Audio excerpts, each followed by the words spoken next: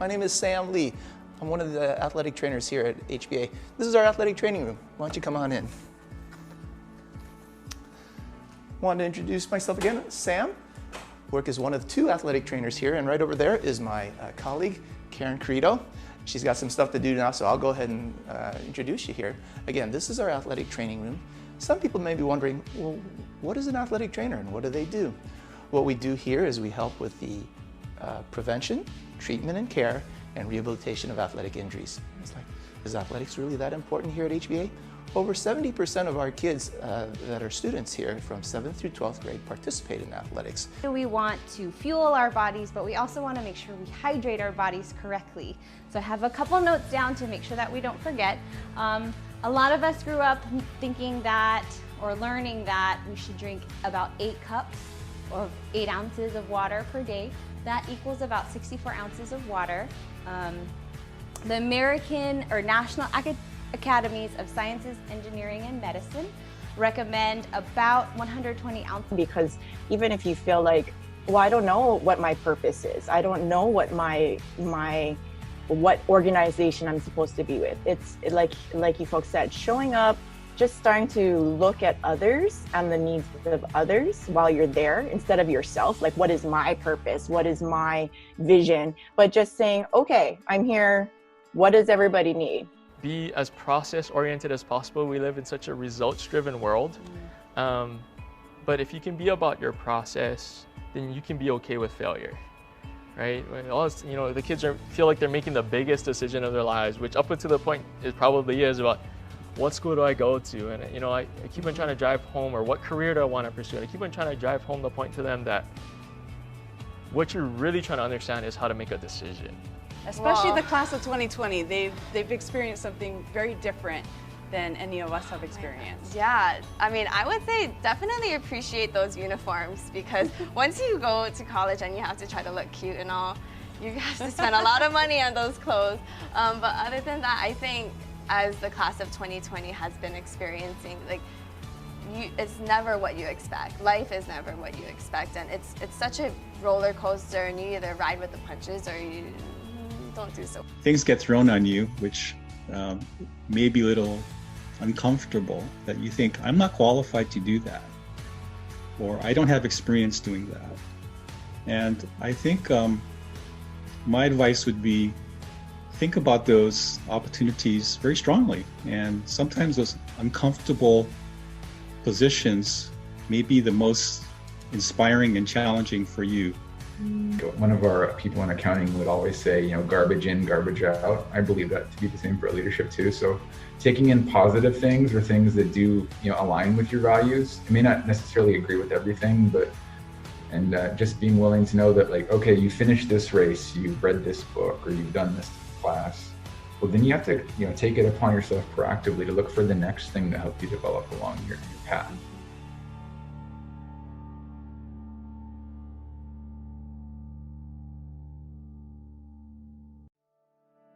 Valina Mai e Naho Maka Maka, and welcome to day 4 of HBA's Virtual Alumni Week. Thank you for joining us. My name is Todd Yokotake, a proud 1984 graduate, and I serve as the choral director for both middle and high school. Our theme today is ministry. Jesus said, go into all the world and to preach the gospel. As the choral director, we take our singing ensemble to various churches here on Oahu and to the mainland continental US, sharing about the love of Jesus Christ and the difference that He has made in all of our lives. It is a privilege and honor for me to work in an environment that is all about ministry. Every day, our students have the opportunity to freely express and to share their faith and serve God with the gifts and talents He has given them right here at HBA. Our visual and performing arts are an integral part of student life at HBA and all part of our ministry. From fine arts, digital arts, band, choir, and drama, HBA allows each student to discover their true passion. Trisha Fukumoto Lee from the class of 1994 will be joining us on HBA Live this morning. Trisha shares her story of once being a missionary in China and now being called back to a more familiar mission field at HBA as she serves as our vice principal of our elementary campus. We'll also hear from a few of our alumni who have been called to ministry beyond HBA. Tim Savage from the class of 1979 and Steve Newman from the class of 1980 will be joining us in our Alumni Leadership Series. They will share how HBA prepared them for a life in ministry, for all three of them are using their God-given gifts to serve the Lord and reach people for Christ through a ministry-focused career in technology, music, and education. We're also really excited that we have the opportunity to reconnect with Ted Golin, who served as a Christian Ministries director from 1986 through 1991, and now serves as a pastor at Hillcrest Baptist Church in Richmond, California. Don't forget to connect with us on Facebook, Instagram, or at our website at www.hba.net. We'll be streaming live and interacting with all of you through our virtual platforms. We look forward to seeing you live at hba.net. Welcome back to HBA Live. We hope you enjoyed yesterday's show. Today we're giving away a Chocolea gift basket filled with a $100 gift card, a t-shirt, a cooler bag, and gourmet chocolates and chocolate-covered tropical fruit. Chocolea is a gourmet, locally owned small business in Hawaii, co-owned by HBA alum Chris Uehara from the class of 2002 and his wife Erin. The winner will be selected via lucky draw to the person who can answer this question. Yesterday, we featured our fantastic athletic trainers, Sam and Karen. Tell us 2 things that you learned from their self-care virtual activity. You have until 10 p.m. Hawaii Standard Time to email us at alumni@hba.net.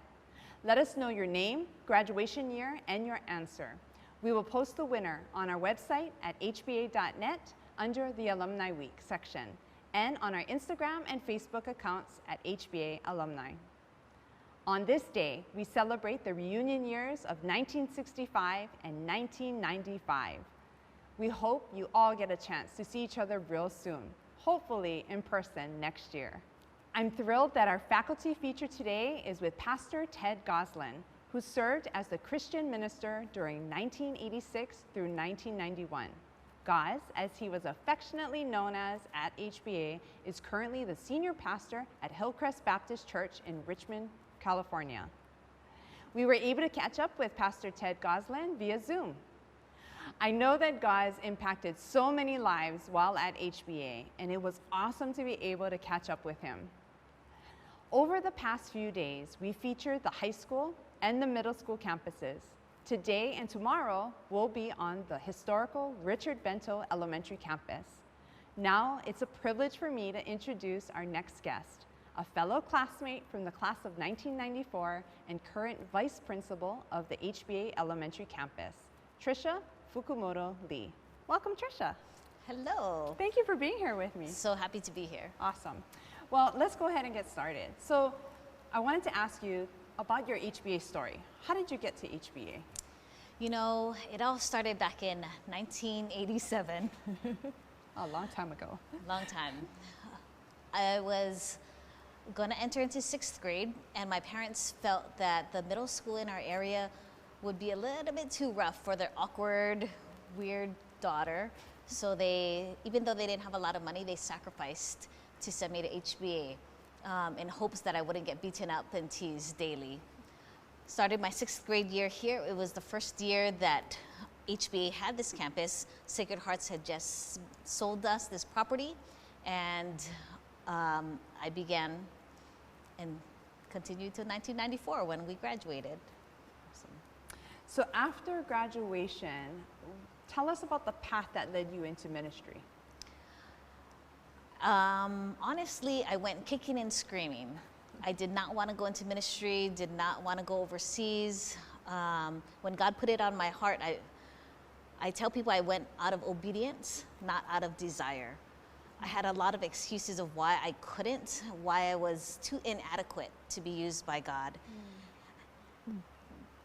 But basically, God showed me that it wasn't about me and who I was or any gifts that I thought I might possess, but it was simply because of who He was or who He is, and all I needed to do was obey. That's great. Share with us the greatest memories during your time in China with the International Missions Board. So many, Billy. I would say one of the earliest memories I have is we'd gotten into China late December 31st, and it was dark and dreary and cold. We're from Hawaii, and so the first week it snowed a few times, and China likes, you know, fresh air, so the windows were open. I was always cold. It was dark, and in the midst of that, I thought, I misunderstood God's call. He didn't mean China, he meant Chinatown. Maybe we're in the wrong place. My husband is so great. He said, you know, I heard there's a KFC somewhere in the city, so maybe you just need a little bit of comfort food. So we got into a taxi. We didn't really know Chinese very well. We basically said, America. And 20 minutes later, clear across town, we really thought the taxi driver was just taking us out for a joyride. It was like the heavens opened and there was KFC. We go inside, I'm trying to order, pointing to the things, and the lady next to me says, where are you from? I said, oh, you know, we're at the university all the way across town, but we're from America. Long story short, she became my first friend in China, invited us to her home because she too was all the way across, because she actually lived right across the university. Went up to her 7th floor apartment. They don't have elevators, so I was hoping we were going to the right place. As we entered her home and sat down, on her coffee table there was one book. As I opened it and flipped through it, I was like, John, to my husband, I said, I think this is a Bible. Look, in the middle, it looks like the columns, like in Psalms. So I asked her, hey, is this a Bible? Are you a Christian? She said, yes, that is a Bible, but no, I'm not a Christian. I said, oh, okay. So how do you have this Bible here? She said, oh, my friend gave it to me, and I've tried to read it, but I don't understand it. I said, oh. It was at that moment I felt like God saying, you are here for a purpose. I have prepared people here. You just have to be faithful. Right. Asked her if she wanted me to help her understand it. She did. She eventually became our first believer in that city, baptized her. And it was just, you know, amazing to see her grow, baptizing people in the Yangtze River, hiking to villages where people had not even heard the name of Jesus before. I mean, time and time again, you just see people that God had prepared, and all we had to do was share with them the good news. Oh, that's a very chicken skin story, and it all started over chicken. Yeah. God knew. God knew what you wanted. After your time during doing mission work, you went into education. So talk about your time in the Department of Education and then your transition here to HBA. I'd always known that I wanted to be a teacher. So going into college, went straight into, you know, did my general university requirements, then got into the School of Ed. So coming back, it was only natural that I'd use the degree that I had gotten to teach. I was a special education teacher for 5 years before our 25th reunion. I was on the website trying to pay, and I saw this posting that they were looking for a VP for the elementary campus, and though I felt inadequate, I applied. Fortunately, they hired me. I really enjoyed the time in the DOE, a lot of great experience, a lot of great people, but the thing that was hard for me there is because of the restrictions of being able to share, I felt like I was holding back a little bit, split personality between my weekday and on the weekends with church. So here at HBA, it was like a nice blending of the two, where I could use and live out freely my faith in my work and be able to share with students, faculty, parents. It was very liberating. So now your 2 daughters are also attending here and are students at HBA. How is that like? Because you kind of have multiple hats that you wear. It's been really good for them.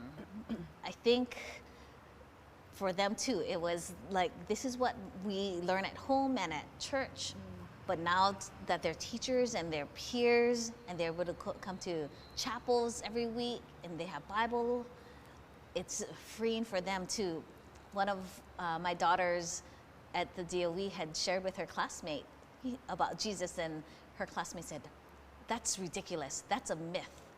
And I think that kind of, and that's, people do believe that kind of, have those ideas. But for her as a young believer, it was hard for her to not really have other peers that she could live out her faith with. Right. And so it's nice for them to be in an environment that also cultivates their faith, not only their academics.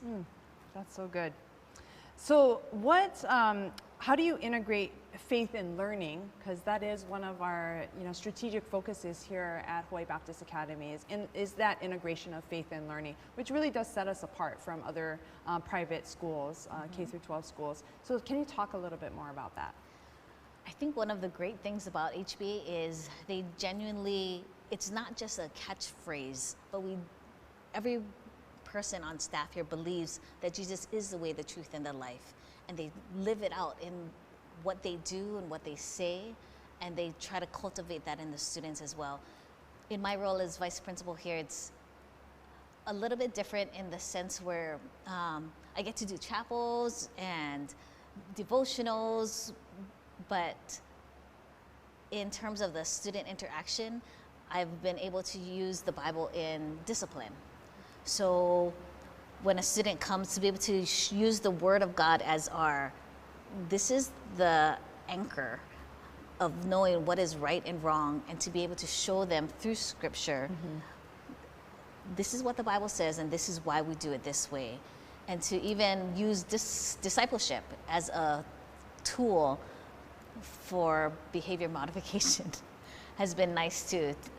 It takes a little bit longer, but to be able to say, hey, you know what, I really think that as you develop your relationship with Christ and your identity in Him, that will help curb some of these other types of behaviors. We can't do that quite in the DOE, so it's been nice. So good. So what are some words of encouragement do you have to those people or even students up at the high school that may be interested in going into the ministry field? My biggest advice would be to trust and obey. Oftentimes it seems ludicrous, the things that God asks us to do, and it's scary because when we look at the situation or even ourselves, if they're anything like me, you feel too small or too inadequate, or it just doesn't make sense. This is not in line with my life plan. But to know that God's ways are always better, and that He will equip you for all that He calls you to do. So trust and obey. Oh, that's so good. Thank you so much, Trisha, for being here with us. I really appreciated you sharing your story and what you've done abroad, and now to be able to bring those gifts and those experiences and share them with our students and our families here at HBA. It's such a blessing. So thank you so much. Thank you.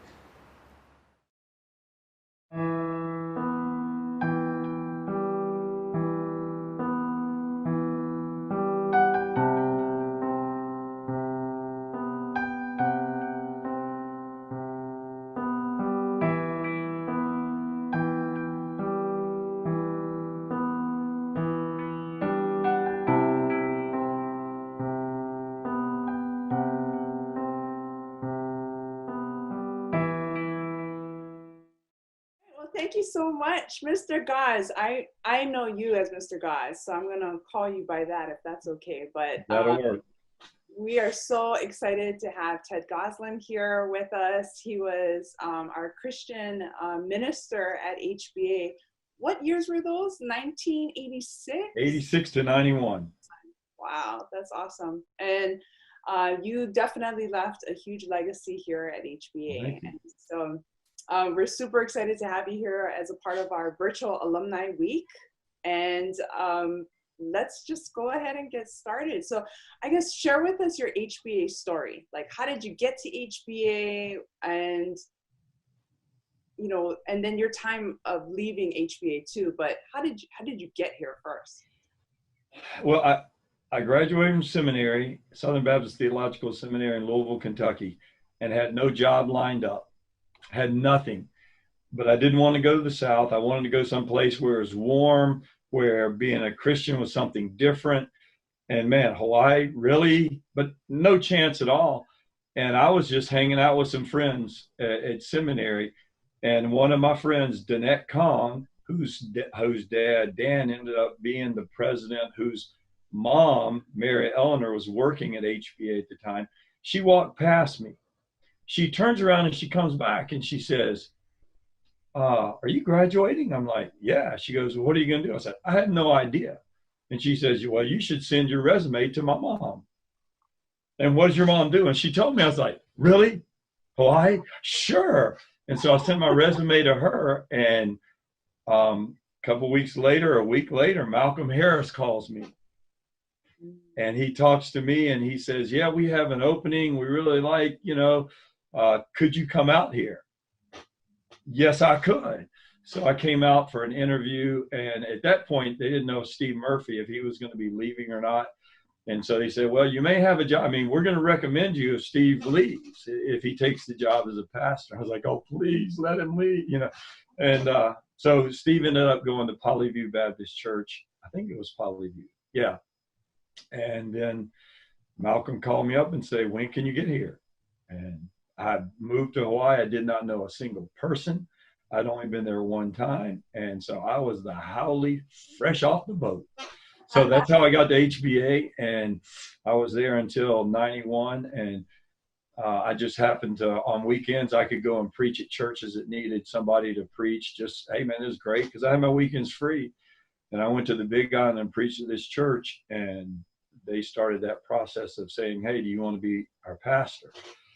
Which was really difficult because I didn't. But that's a different story. I loved HBA and I hated leaving HBA, but I really felt like that's what God wanted me to do. So that was kind of how I got there and how I left in a nutshell.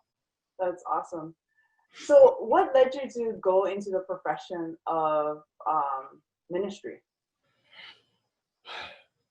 I was extremely hesitant. Okay, so first of all, it begins with giving my life to Christ when I was 10 years old.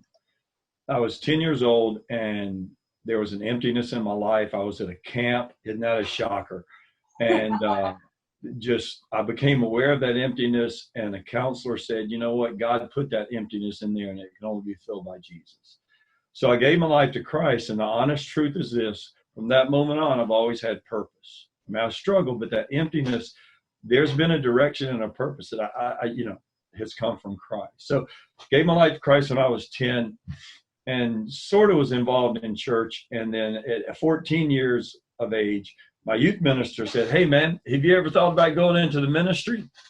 And I laughed and I said, no, why would I do something dumb like that? Because every pastor I knew had the killer bees, man. They were big, bald, and boring, right? I didn't want to be fat. I didn't want to be bald. And I didn't want to be boring. But it began a process. And so for the next 2 years, in my quiet times, my time alone with God, circumstances just kept going. And finally at 16, and we don't have time to go into the details, but just an event happened that was supernatural as an answer to prayer that I had thrown out there to try and get out of going into the ministry. And God did just the opposite of what I thought was possible. And so I realized, man, that's a calling on my life. And so that's what I need to do. And so from the time I was 16, I knew I was going to go into ministry. I didn't know if it was going to be pastor or whatever. So, oh, that's amazing. That's a really great story. Share about your greatest memories now as your role as campus minister at HBA. I know you have a lot. Now, just to let you know, I had to write some down. I just started and everything I wrote down. The more I thought, I just smiled. I'm going to tell you this: HBA is the most fun job I've ever had in my entire life. I've never had a job that I enjoyed like I enjoyed HBA. So, as I'm writing all this stuff down, it's just like, man, what are some of the memories? Steve Murphy is the man that I followed. He was a legend. Steve did everything he could to make me successful. He stepped away. He didn't get in touch with kids. He let me be me. I called him. I bet you I called him at least 150 times that first year as a sounding board, as what did you do? Where did you go? Steve Murphy, if there was any success in what I did at HBA, it was because Steve Murphy gave me a foundation, and he prepared the students so that they would be accepting of me, that, hey man, I'm moving on, but God's got this guy and you need to listen to him. I mean, he really made a big difference. Another memory is just Malcolm Harris. Malcolm Harris was an all-star. The kids at HBA never knew what a great guy he was.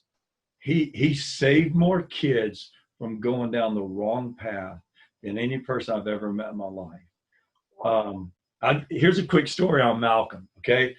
So I first get to HBA. I've only been there a couple months, whatever. Seniors can go off campus to eat, right? So a group of the class of 87, some of the guys, I know Reed Kaneshiro had to be there, Marshall Monteville, I'm not sure who, they go, hey, guys, man, let's go get some chicken katsu. Let's go down to Grace's on Baratania. I'm like, okay. They're like, can you drive? So they jump in my truck. I drive down to Grace's. We get our lunch. We come back and we pull in, and of course they're making a big deal because it's full, right? There's a bunch of guys in the back of the truck because, you used to be able to do that, right? So later on that day, Malcolm calls me and says, hey, can you come by my office? So I go to his office and Malcolm says, I know I didn't see you driving students in your truck from lunch. I said, oh no, we did. We went to Grace's, and he goes, you're not hearing me. I know you didn't drive students in your truck, and I know it won't happen again. I'm like, gotcha. Now, he could have fired me. He could have raked me over Malcolm Harris was awesome. Anytime I had a question, man, I came to him. He gave me guidance. He was firm. So, gosh, I wrote down, when I first came to HBA, the males in the class of 1987 took me under their wing to acculturate this haole from the mainland. I'll never forget Reed Kaneshiro in that summer of 87. I mean, when I was 86, my first summer, he shows up in my office and he goes, hey, what's up, guys? I'm like, I don't even know you. He's like, he goes, hey, bro, so you ever had the kind of shave ice? I'm like, ever have what? Shave ice. I'm like, what shave ice? Oh, bro, oh no. And he's just super pigeon, right? And I'm just like, okay, I don't know what you're saying, but okay, let's go.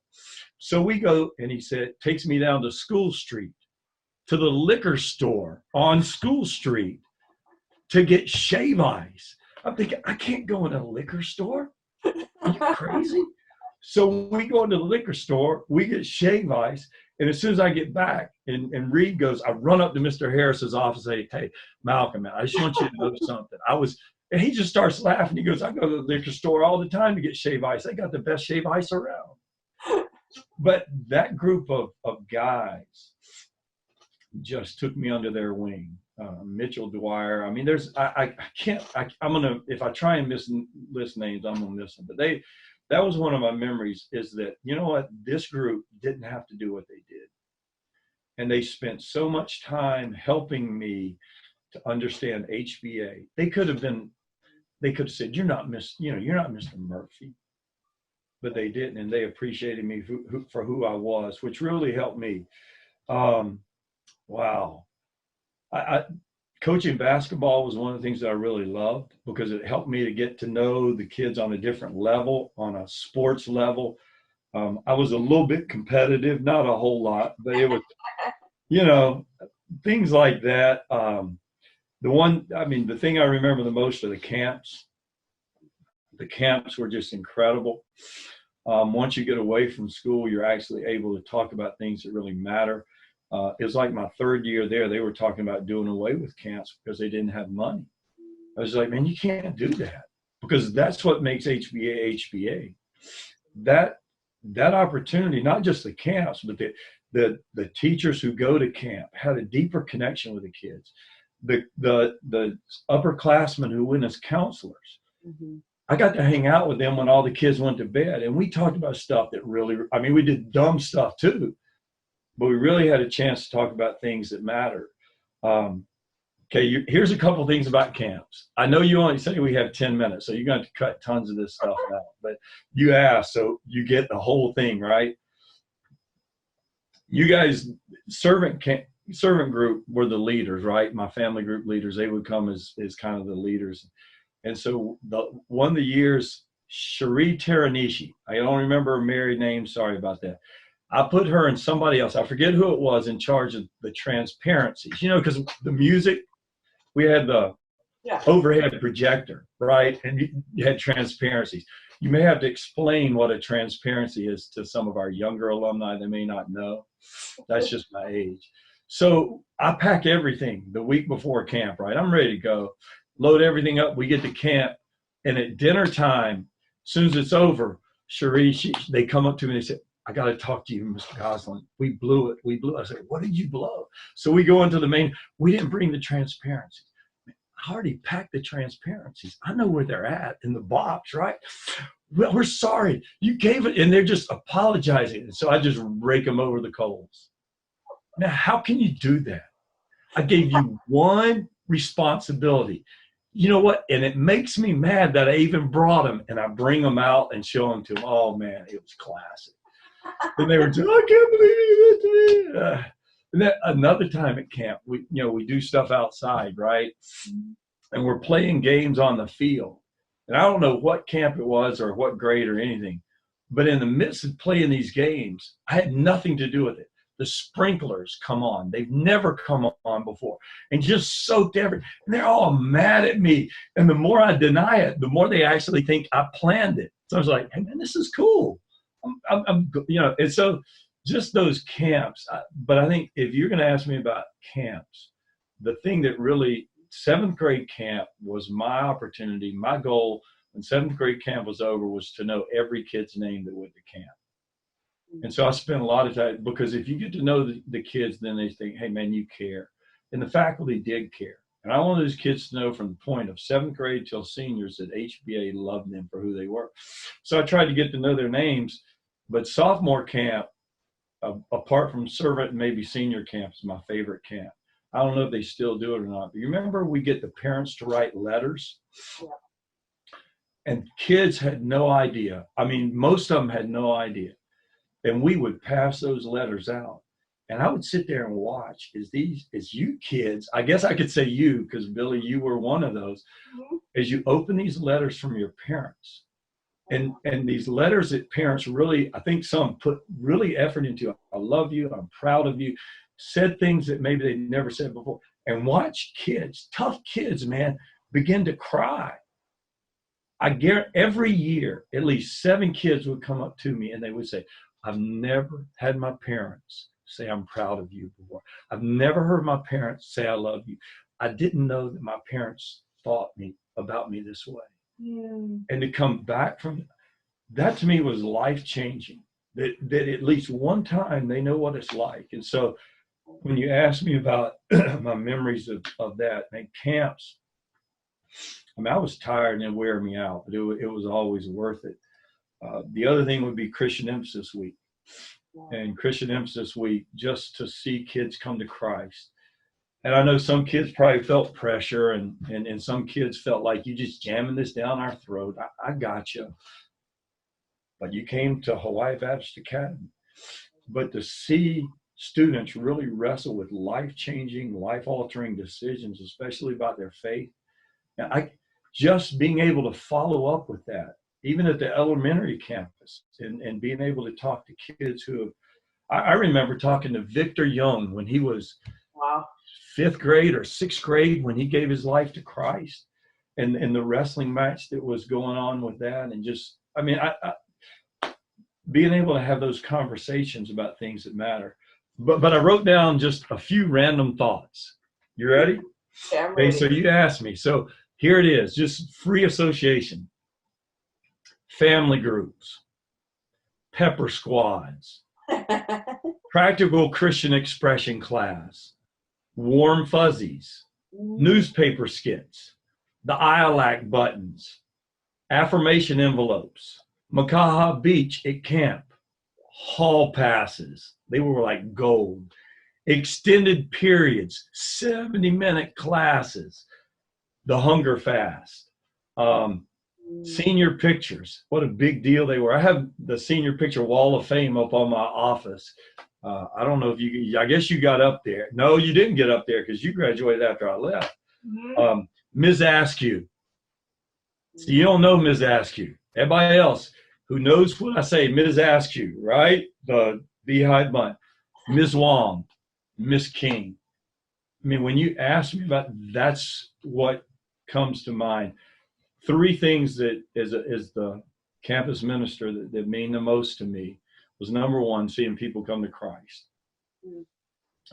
Genuine, and I really try my best to not pressure people to have to make a decision, or you don't fit in, or you can't be part of the school, you can't do this unless you're following Christ. You know, just seeing genuine expressions of faith. Second was seeing those who are following Christ grow in their faith. To see them as a camp counselor, taking on responsibility, teach them in a class, to sit down in the office when they're just bawling because something in their life is just broken. I've had the privilege of mentoring HBA alumni since I've been here in California. When they were at seminary, Greg Morita, class of '87, Shane Tanigawa, Chris Galatia, Trisha Fukumoto Lee, who is now, isn't she principal somewhere? Vice principal. Vice principal. She's not Malcolm Harris, is she? She's a Malcolm Harris at the elementary. And then even when I was on the Big Island, James Sharoma and Peter Chang, they were my youth ministry interns. Matter of fact, if you do interview James or get to talk to James, ask him about the Terminator, the movie. He's got a story to tell you. But I mean, just seeing them grow and then seeing them make steps of faith. I mean, going back to see Tracy Shibuya when she was teaching it, I don't know if she's still teaching, but and dropping in on students who were my students who are now teaching at HBA when I live on the Big Island and come and show up, just to be able to say, you know what, they're making a difference with their lives. And then I think the third thing is just those relationships that I worked with as teachers, as students. I did the wedding of Wendy Cavazos Arakaki. Yes. You remember that? Yeah. I did her wedding. I mean, how cool is that? I did the wedding of Allison Aoka, who is now Allison Tanaka. I mean, to be involved in something like that, I mean, that to me meant a lot. But I don't know if you remember Lori Lau. Yep. She's a pilot now. Yes. And one of our church members wants to be a pilot. And, she's in her mid-20s, and like a year ago, she was a flight attendant. She's like, how do I get to be a pilot? So I tried to connect her and Lori. And it was just awesome that I have this resource from these relationships that I've had over the years. I mean, I could go on and on about those relationships, but I'm an old dude, but I love Facebook because Facebook allows me to connect and see. And so if any of you alumni are checking out, and I'd love to hear from you, man, you can Instagram me, you can Twitter me, or you can I'm the only Ted Golin that's on there. So that in a nutshell is the answer to that question. When I was at HBA, a lot of students felt like HBA was sheltered. Some even felt stifling, and I get that.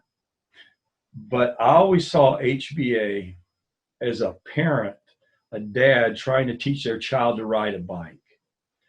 The child wants to ride a bike, but you can't just put them on the bike and say, go. Some kids needed a training wheel, and so dad would put the training wheels on and work with them. And when they were ready, they take the training wheels off, and then you hold the bike and you go with them, or you run beside them, and then they get their balance. And some kids don't need the training wheel. Some kids already have it, man. They get the balance and they're riding. But then you don't just leave them there. You get your own bike and you go riding with them, and you show them how to ride safely, and you show them what ways you should and should not do and where you should go. And then it comes that day where your kid takes off and rides on his own. and I've done my job. Now he has freedom that he never had before. Now he has opportunities he never had before. And to me, that's what HBA has always been. It's been an opportunity for kids to learn how to live life, whether it's academically, whether it's socially, whether it's spiritually. And yes, there's a huge emphasis on the spiritual. And I know some kids just hated that. But at the same time, it's teaching you how to live life on your own, so that when that graduation day comes, you go off to college, you go off to the military, you know, the proud parents sit there and go, I wonder what's going to happen. How are they going to go? But if you ask me, that's how I see HBA. It's kind of like a dad teaching his kid how to ride a bike. Well, you did some associations of HBA for you. So I have some associations, I think from an alumni standpoint, of things that stand out. So I'm going to say some things, and I just want you to comment on it. The blue Toyota truck. Okay, so I knew you were going to do this, right? I bought my blue Toyota pickup at McWayne Marina. I never saw it before I bought it. I went through Malcolm Harris, through somebody who worked at, or was a supporter of HBA. I never saw it. I went and bought it, sight unseen, never drove it. 2 days later, I went and picked it up, okay, from McWayne Marina, which is not around anymore. So you're asking about my blue truck. I still drive it. It came with me to work today. It has, my kid is going to learn how to drive on it. So it has 310,000 miles on it. And yes, it is still barely kicking, but it's still kicking. Okay, blue trucks. So the next word I have for you is surfing. Oh, man. I wanted 3 things before I died when I was a kid. 3, my life's ambitions. I wanted to live in a place that was warm year-round. I wanted to own a little truck, and I wanted to learn how to surf. Randy Sonoda, I will ever be eternally grateful. Randy taught me how to surf. I do not surf anymore because the water is too cold. But when I come to Hawaii, I always go and rent a board down in Waikiki and surf. So surfing, freedom. When I think of Hawaii, I think of surfing. Pharaoh. Oh my goodness. Okay. Wait. You're not going to believe this.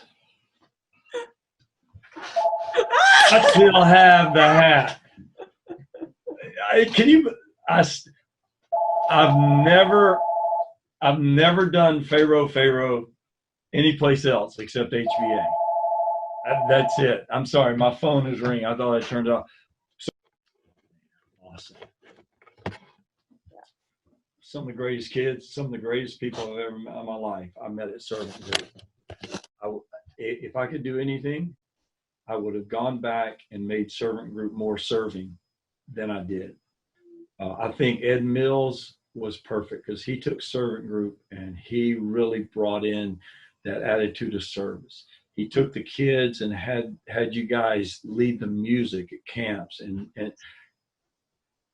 there was so much going on at that time in terms of what we were already doing that it was just like, you know what? When I really wanted kids in Servant Group to go to church, and I really felt like that's where they should be serving. And so I don't think I did an adequate job of teaching service to those that were in that group. But in terms of the fondest memories, man, I'm still close to tons of kids who were in Servant Group. Okay, so in a nutshell, after you left HBA, we know you went to the Big Island, and some pretty amazing things happened on the Big Island too, like the love of your life. And I remember Soldiers of Light, we came down and we all slept, or we were all in your living room. Yes, you were. Great memories of that. So tell me a little bit about that and what got you to Hillcrest. I've never gotten away from HBA. No matter where I go, HBA is there. That's just the truth. So I moved to the Big Island in 1991, right? Basketball teams, girls basketball teams, boys basketball teams, Senior trip after senior trip, a group would stay with me at my house. So I pastored on the Big Island. I actually had met my wife, the love of my life, Leah. Had met her in '86 on Oahu. Her dad, Dr. Boggs, was actually my boss for a year. He was after Colonel Sager, before Mr. Kawn, but we never dated. We didn't start dating until 1992. Matter of fact, our first date was the day after the class of '92's graduation. I came to Oahu to speak at their graduation, which was a huge honor. And I asked her, I said, we had a date lined up for the next day. And she said, well, I asked her, do you want to go to the graduation with me? She goes, no, because you're going to be talking to everybody else. You're not going to have any time for me. I'm like, oh, okay. I mean, because we knew each other and did things as friends. So we met in '92, and we got married on Oahu at Wildlife Baptist Church in '94. And here's HBA still wouldn't leave me alone. The week before we're going to get married, we go to TCBY, down by the Hungry Lion. So we're eating some frozen yogurt, and there were some folks from the class of, I think, '92. I think it was Brian, the guy, and but I'm not sure, so don't quote me on that. But they're like, oh, what are you here for? I said, I'm getting married. They're like, can we come? I'm like, yeah, you can come. Matter of fact, a couple other graduates, I think it was Jeff Lease and Kurt Morale, and maybe somebody else from that class of '87, they heard I was getting married. So they just drop in for the wedding, and they're wearing shorts. You know what I'm saying? And so some of the ushers weren't going to let them in because they're like, hey, man, what are you doing? This is a wedding. So we got married in '94. We go to our honeymoon in Yellowstone National Park. Guess who's there? Jennifer Marshall, who is now married. I don't know her married name. She's working that summer. So on our honeymoon, we go and eat ice cream with her. And my wife is like, I'm never going to get away from HBA everywhere we go. Yeah, it's like, yeah, even on my honeymoon. I told Jennifer when she got married, I'm going to show up at your honeymoon for ice cream. So we were there from '91. We got married. I got married in '94. And then her family lives here in the Bay Area. And it was just some weird connections that we found out about this church at Hillcrest Baptist Church. And so in 2001, we came here. My first Sunday was August 5th, 2001. A month after that, September 11 happened. So I always know when I came here. And then my oldest son was born June 3rd, 2004. Matter of fact, he's going to be 16 next week. Wow. And then his name's Thaddeus. And then my youngest son, Caleb, was born in 2010.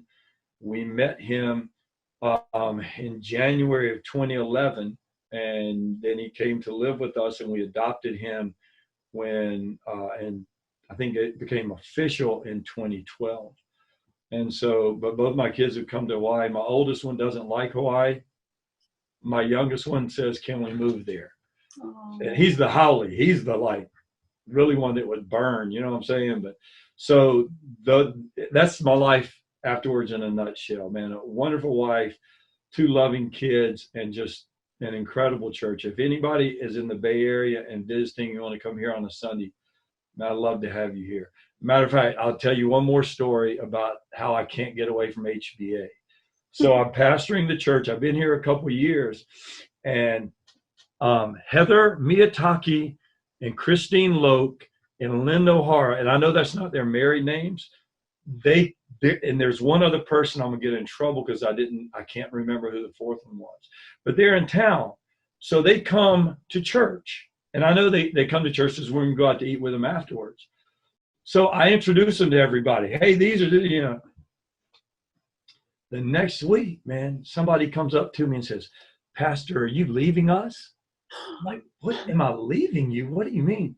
Well, wasn't that a pastor search committee that was here last week? Like, no, you thought I was lying to you about who they were and why they were here? So it's like everywhere I go, HBA has been a part of my life, a wonderful part of my life. That's amazing. I love all your stories. And I love that you're wearing your HBA gear too. Here, no shiro, tell them thanks. Okay, so last question.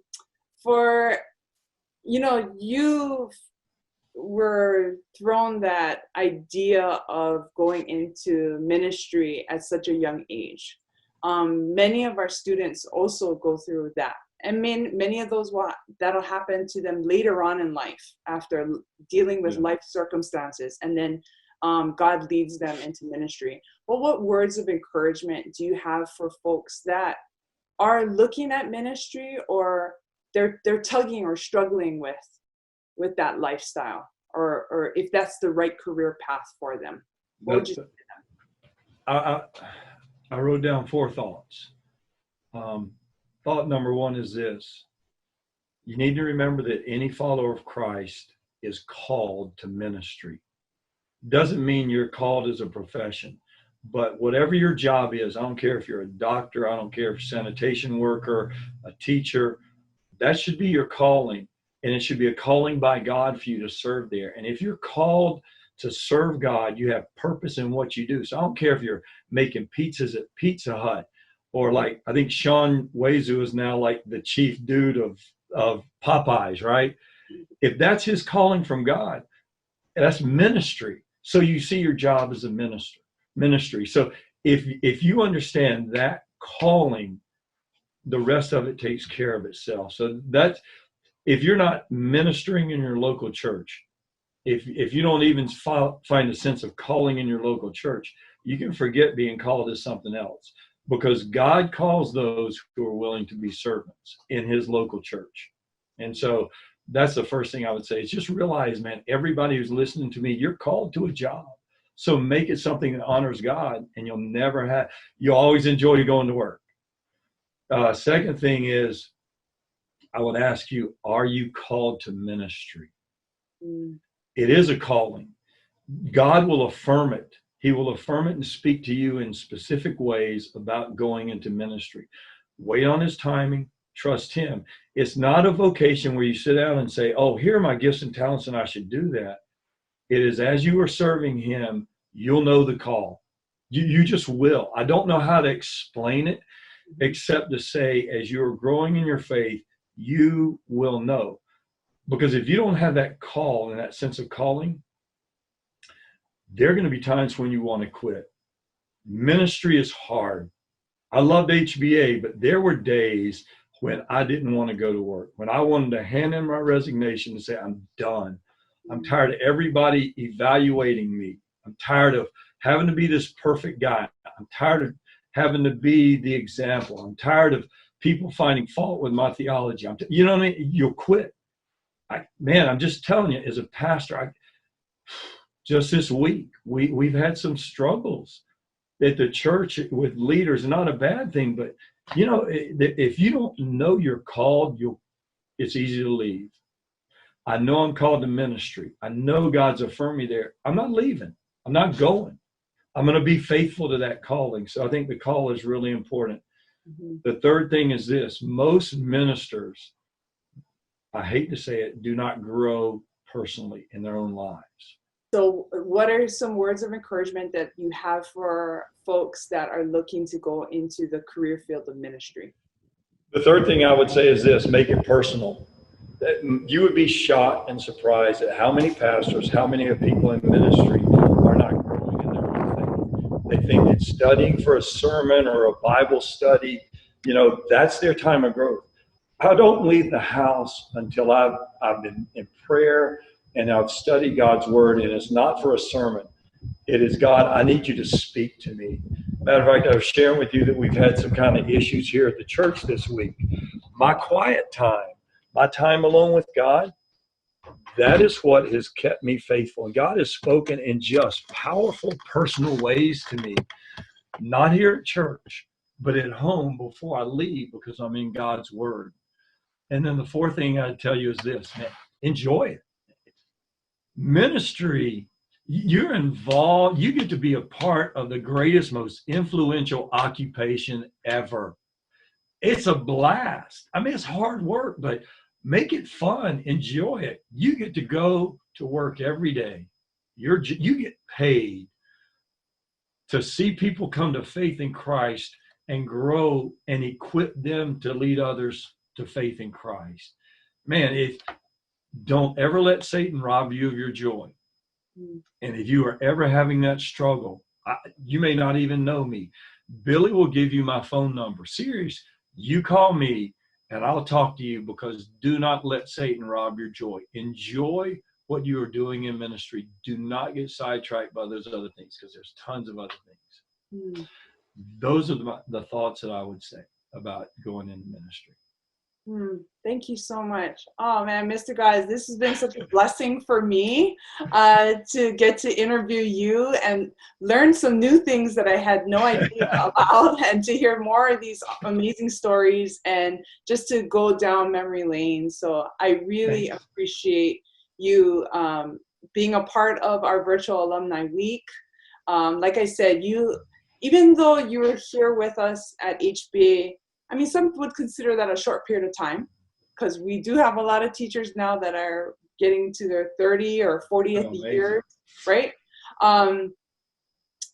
But you made such an impact, a lasting impact, and your name has lived on through other generations who didn't even have you. So thank you for blessing HBA. I'm sure HBA was a blessing to you, but you've been a blessing to HBA and a part of HBA's story. So thank you so much for being a part of that. I appreciate that. And listen, to those who are warped because of me, I apologize. And honestly, if anything good came out of me being at HBA, then please give the glory to God, because, you know, I look back and I think, man, how clueless I was, and how grateful I was to be in a place that is so unique and so wonderful. I wish my kids could go to HBA. I really do. It's a great school. And it's good seeing you. It's great getting to connect with you again, and hopefully I'll get to Hawaii again soon. Yeah, we would love to have you. Yeah. Can I ask you, can you lead us in prayer? Yeah. Father, I just, you're a great God. Every day I lived in Hawaii was a reminder of your majesty and your perfection. So I even remember driving down the H1 with the windows open and smelling the plumeria and the flowers, and just being reminded you're a good God. And sometimes we forget that. And Father, I just thank you for planting Hawaii Baptist Academy right where they are. And Lord, I pray a blessing over that place. I pray especially for this graduating class, as they've kind of had some unique and difficult struggles. I pray that they would be a blessing, and that this would be an opportunity for them just to see you're still a good God in the midst of some of the crazy things that happen. Father, I pray over this project. I pray that you would give those who are doing it wisdom. I pray that you would help this be something that maybe sparks an alumni who's walked away from their faith, or who's struggling in their faith, to be drawn back to you. And just, I pray it would evoke memories of how much they were loved, and how they experienced the love of Jesus through the hands of those teachers and through the administration. And I just thank you for this effort, and just pray that it will just be a blessing to people's lives. I thank you for Billy and Jennifer. I thank you for their patience, and just as we get to work out the bugs, I thank you that maybe the worst experience technically was right now, so they could get it out of the way and we had time to actually mess with it. And I just thank you for being a good God. I thank you for the incredible blessings I have in my life because of HBA. Just being able to go back this past couple of days and let the memories flow. Thank you, Father. You're a good God. I ask all this in Jesus' name. Amen. Amen. We've had such a wonderful morning so far. Up next is our virtual trivia game, where you'll have a chance to see if you bleed black and gold and win HBA swag and fun prizes. We also reconnect with 3 alumni who are currently using their gifts and talents to serve the Lord through their ministry in our Alumni Leadership Series. So stay tuned for another inspiring day.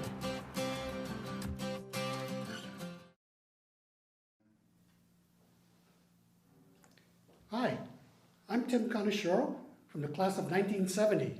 And I'm Kacie Kawn from the class of 2020. I want to welcome you to our trivia alumni time, and we hope that you have a good time trying to answer all these tough questions about HBA. We're glad that you're here.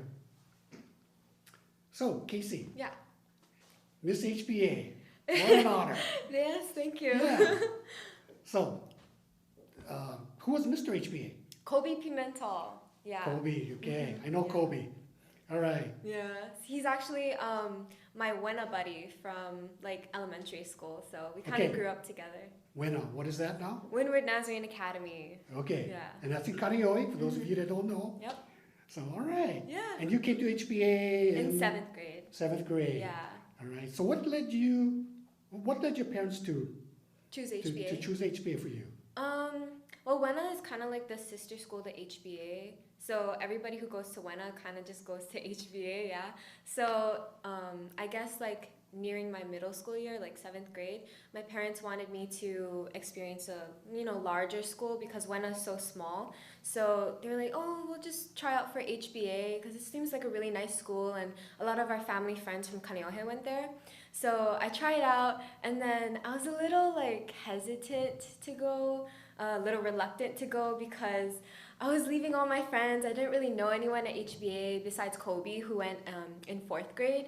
And I was just really like scared and anxious about it. But then when I finally went there, I felt so welcomed and accepted.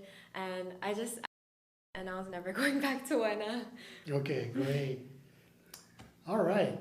So we're going to ask some questions, and I guess you guys are going to call in or log in or whatever and try to answer these questions. So, okay, so Kacie, why don't you handle the first question? Okay.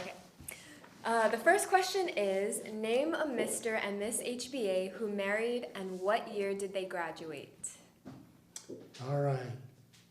Now this is for those recent graduates. This may be really tough for you because we have 4 couples and they were all in a space within 8 years. And so the thing about this is that from the mid-60s to the early 70s, this is when the HBA was very, very, very small. Very small. Kacie, how many were in your graduating class? 110. 110, okay. I had 31. My brother, who graduated after me, I think his class had 23 Oh my in 1971. And that's when the school nearly closed down. So as a result, there weren't a lot of people. So people were closer, you made friends. I can remember on the old campus playing football with seniors and freshmen and even some elementary school kids. Oh, from wow. HBA. Yeah, so it was a lot of fun. All right, and we'll give you a hint. Right, so the first one was in the mid-60s, and this guy currently runs Rainbow Drive-In. Okay, he married a gal at HBA, obviously, and her family owned Rainbow Drive-In. All right, so that's a hint. And let's see. Okay, here's a hint about another couple. Yeah, I can do this one. Okay. Okay, so this other hint is that she is currently the principal of the HBA high school. Okay. I don't know much about her husband, but I know a lot about the wife. Okay. Now, her husband, I know very well because we actually went to school together. Oh, at HBA? He came straight from Japan. Oh. Didn't know a word of English. HBA took him in and he graduated. He's retired now. Yeah. So, all right. How was that like with a foreign student and like with him learning English? Yeah, HBA was very accepting, and he actually started, I think, a couple of grades below where he was supposed to, if he stayed in Japan. But he still did well. He's a smart guy. He played sports with me, and later went on to have a career in banking. So, Okay. Yeah. Wow. All right. Okay, so we have an answer from Brad and Esther McDaniel, class of 86. Oh, from Nostalgic, Hawaii. All right. And, okay, I'll give you a hint about a second couple. They're from the kind of the late 60s. He's actually my cousin. What? Yes. Really? Yes, he's actually my cousin. And so he and his wife got married in 1973. So they're celebrating 47 years. Wow. Can believe it. Congratulations. Yeah, they have 4 kids. And he lives on Maui. And he's a pastor. All right. And, okay. So the last couple, they graduated in also the early 70s. Let's see. I do know them. You know everybody. I know all 8 of these couple, of these people. And so, yeah, he was a very good basketball player. She was a cheerleader. So. Oh, that's cute. All right. I know this is kind of hard, so just keep on trying for these answers, and yeah. Okay. Next question? Okay, let's go. Go ahead, Kacie. Okay. What does HP in HP McCormick stand for? The name and the nickname. Okay. Kacie, do you know who HP McCormick is? Do you? I want to test you first. All right. No, sorry, I put her on the spot. Okay, HP McCormick he and his wife started HBA. So they were missionaries and they came to Hawaii for the purpose of educating the young people of Hawaii to be leaders and leaders for God. So now, actually, I've read a lot of information about HBA's history, and I always forget what HB stands for. Mm. Okay, and Me too. Yeah. Now, according to the answers we have, the students nicknamed him Horsepower. HB Horsepower, right? I wonder why. Like horsepower. Well, yeah, I think it's because back then HBA was small. Yeah. And I think the staff, the faculty, they had to assume a lot of positions. So he probably did a lot of jobs. Oh, yeah. Probably held a lot of positions. Mm. So, and let's see. Oh, Sharon Haggio, who works in the development. Okay, she provided this information. So thanks to Sharon. Okay, so, all right. I'll take this next one. Okay. Who was the elementary teacher from the state of Mississippi who taught from 1963 to 1982 and also was for a short time the elementary acting principal? Well, so when you went to school here, did you have her as a principal? Oh, no. She was actually... She actually came to my church, so I knew her as this holy teacher. She taught really with a southern drawl. She was super nice, and I knew she taught at HBA, so she was good friends with my parents. So I saw her a lot, and so she was a lot of fun, and yeah, she was the principal because, let's see, our principal at that time, Ruby Ovid, went to Stanford to pursue another degree. So this teacher assumed the principalship. Yeah. And also, this person is also currently a MAC member, a Mainland Advisory Council member.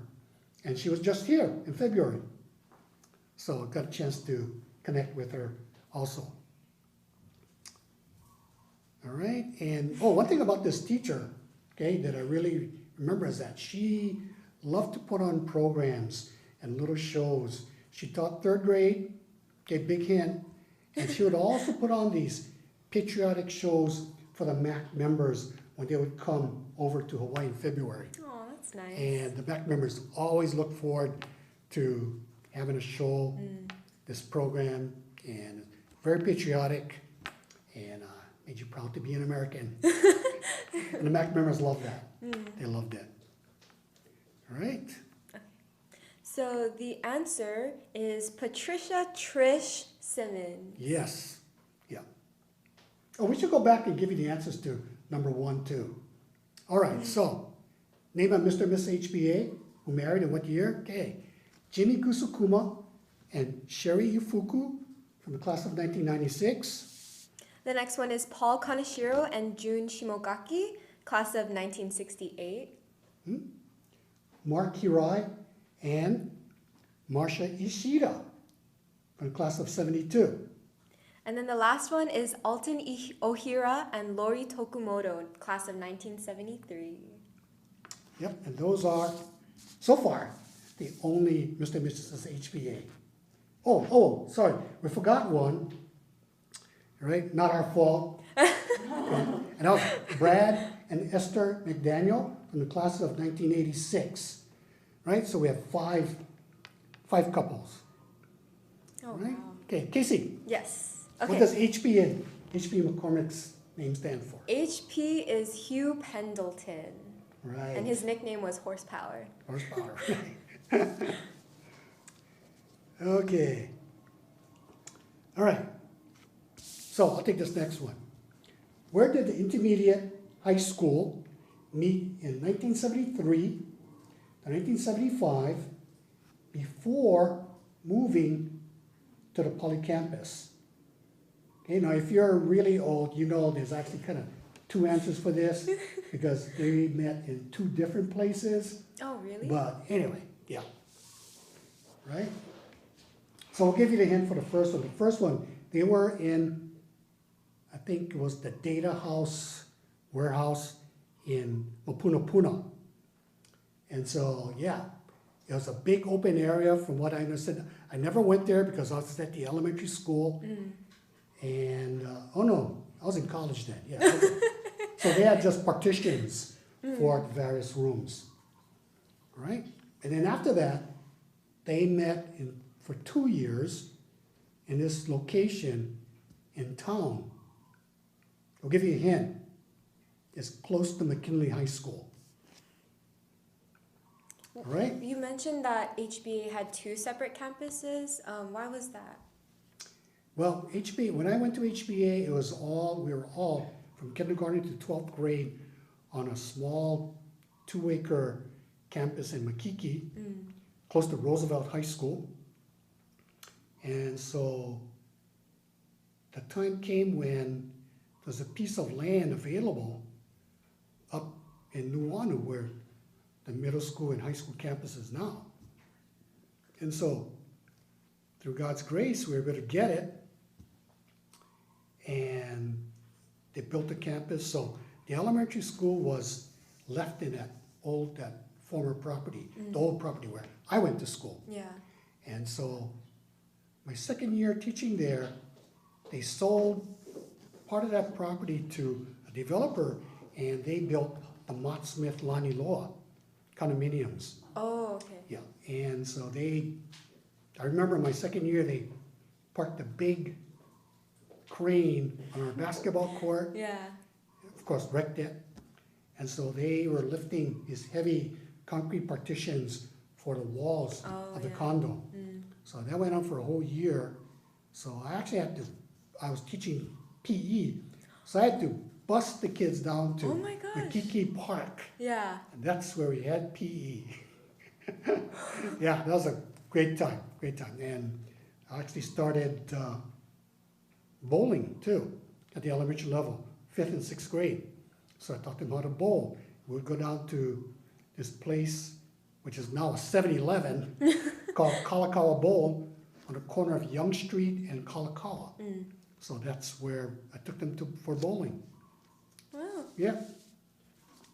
Okay, so, so the elementary school, we actually wanted to build a multi-story building, but the city zoning laws prevented that from happening. So we were looking, and so God provided this beautiful campus, this elementary campus, the former Sacred Hearts.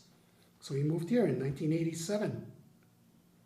God is good. Yep. Yep. God is good. Oh, so the answer is Makiki Christian Church, the educational building. Educational building, right. Okay. Okay. So where was the HBA campus located in the early years of the school, and what was it like compared to how it is currently? Okay, so yeah, it's just between night and day. We had a small field between the two buildings. We had barracks that we bought from former Mayor Frank Fossey when he ran the salvage business after World War II. Oh, wow. They were pretty bad. They were termites. Several of our classrooms, you could look down and there were holes and we could see the classroom below us. Yeah. One time we came to school at the start of the school year and there was a problem with the windows being a little bit weak. We pushed them out. So the maintenance man, bless his heart, solved the problem by painting over the places where you push the windows out, so couldn't open the windows. And it was really hot. That was hilarious. So, yeah, but God is good. So, we really think HBA is God's school because so many miracles have occurred. Yeah. Just buying the property up in Nuuanu and this elementary campus, just, only a God thing. Yeah. Yeah. Who would believe that Catholic sisters, nuns, would sell a piece of property to a bunch of Baptists? And we heard of, I don't know if you noticed, but the consent of the Pope had to be obtained before the sale of this property. I didn't know that. Yeah. So Pope John the 23rd is my favorite Pope. So it was a miracle, yeah. And there was another Catholic school that wanted this property very badly. And they expected, I think, a sweetheart deal, but it didn't happen. So we were able to negotiate. And the father of one of our HBA teachers, Garanomoto, his dad negotiated the sale and the payment schedule. Wow. So whereby the school could pay it off. They gave us 14 years to pay it off, and we paid it off in 11, or something like that. Wow. So we paid it off before. And the sisters used that money to further their own missions. So we had a big note burning ceremony, and they shared with us that this money went to their missions all over Asia and the Far East. So it was gratifying to hear. Wow. Yeah. I know that Mrs. Haley, one of the directors at the admissions office, every time that we have open houses for new students and stuff like that, she always makes it a point to tell the story of how HBA went from literal army barracks to, 3 campuses. And so I just think that's like God's faithfulness in itself in that story. Amen. That's right. Okay. So I think most of you will be able to answer this one. Name the local pastor who became the vice president and also the president of HBA. He was also a member of the development here, and he was one of the first local pastors. He might have been the first local pastor in the islands when he came back from ceremony. Oh, wow. Seminary, yeah. So, yeah. Okay, what'd you do with this one? Okay. The next question is, which HBA building was used as an emergency hospital during World War II? What? Yeah, wow. that is true. Wow. That is true. So, I have a lot of stories about that. Okay. Oh, do tell. Okay, well, I'm very okay. interested now. Okay, number 7. Right? Oh, wait, we have an answer for the local pastor became vice president and president of HBA, and it's Dan Kawn, and it's nostalgic Hawaii. Dan Kawn, right? All right. Okay. I can do the next question. Okay. So, in what years was Isaiah 40:31 adopted this one. as the? Oh no, didn't you do that one? I don't think so. You do this. Okay. Okay. Who were the mother and daughter Miss HBA? All right. Do you know any of these people? Okay.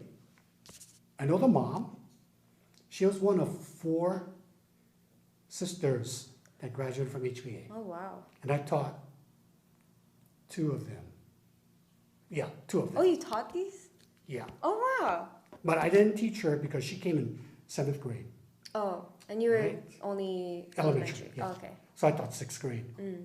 Okay, and yeah, her daughter, graduated 10 years ago. All right, so that's a hint for all those of you. Right, and this, we'll just wait for you to respond. All right. Okay, the alma mater. What year was Isaiah 40:31 adopted as the alma mater?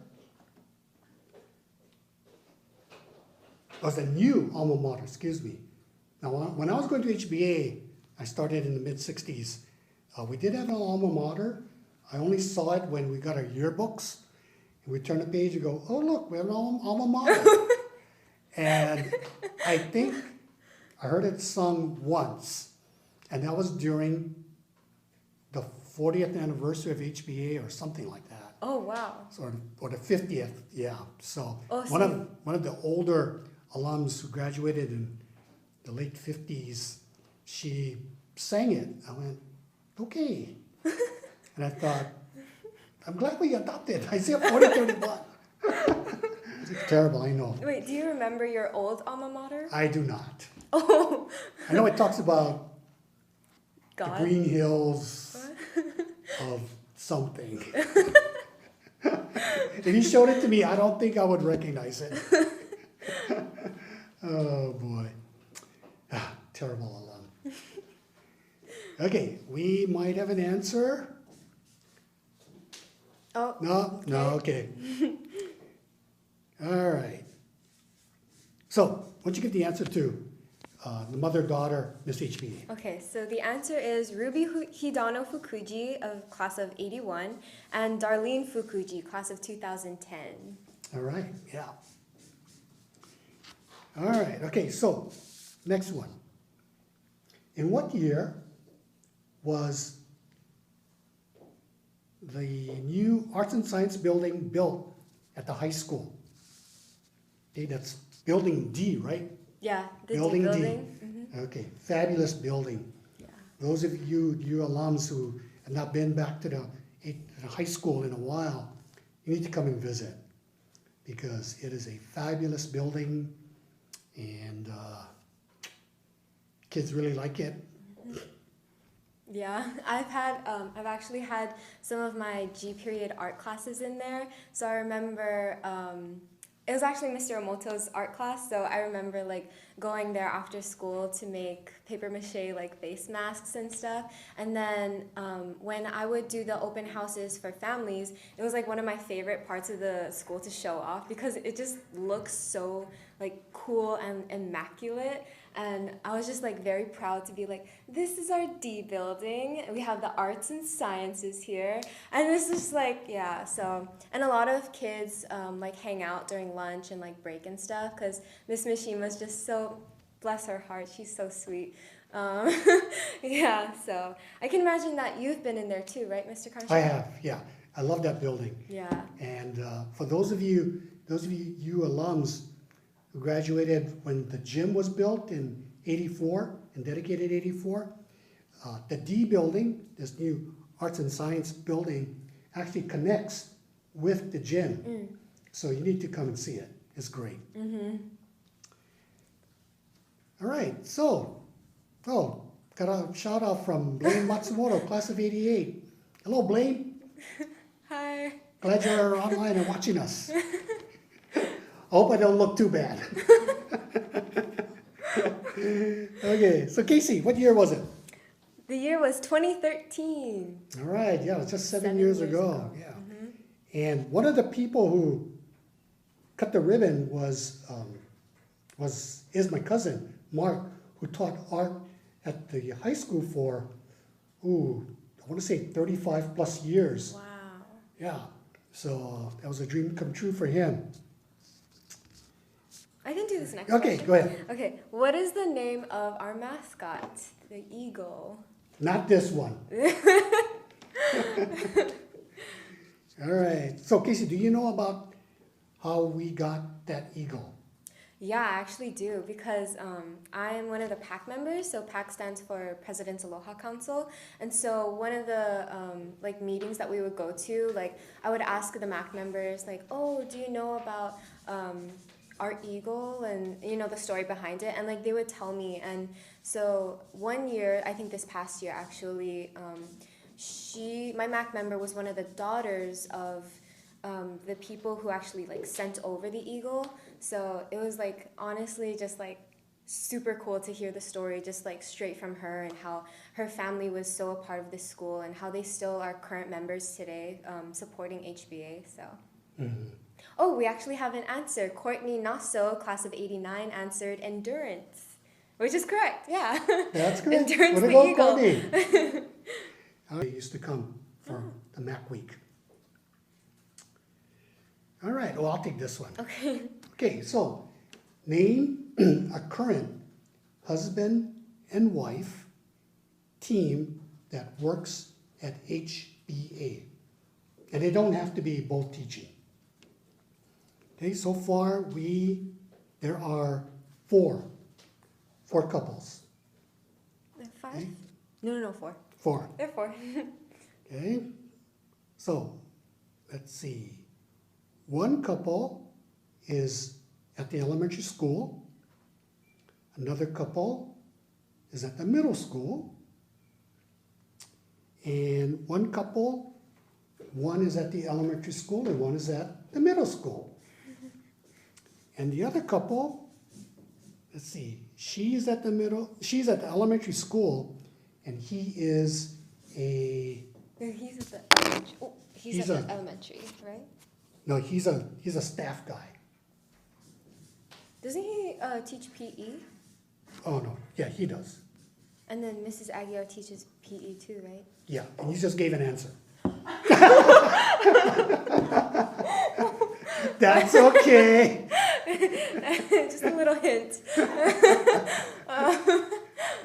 Okay. Oh, it looks like Nostalgic Hawaii just answered two of our questions. So the first couple is Dana and Kristen Sato, and the next couple is Derek and Valerie Coriel. Right. And Kacie gave you Joe and Tiffany Aguiar. Yeah. Yes, you got that one too. Now, did you have Mrs. Aguiar? I had Mrs. Aguiar. Okay. And Mr. Coriel. Okay. Mr. Coriel is actually my cross country and track coach. So yeah, Okay. we go way back. Okay, I can go further back than that. Okay, you win. His parents, Ned and Susan Coriel, actually taught at HBA in the 60s. Really? For 2 years, yeah. He was my PE teacher and my basketball coach for a year. Oh wow. Yeah. And then she was the. Susan was, I think she was in elementary school, I believe. Not sure. Oh okay. But yep. Wow. So Derek is actually he's a legacy. Yeah. Part of legacy. Even though he didn't actually like go here. Right. Wow. Okay, so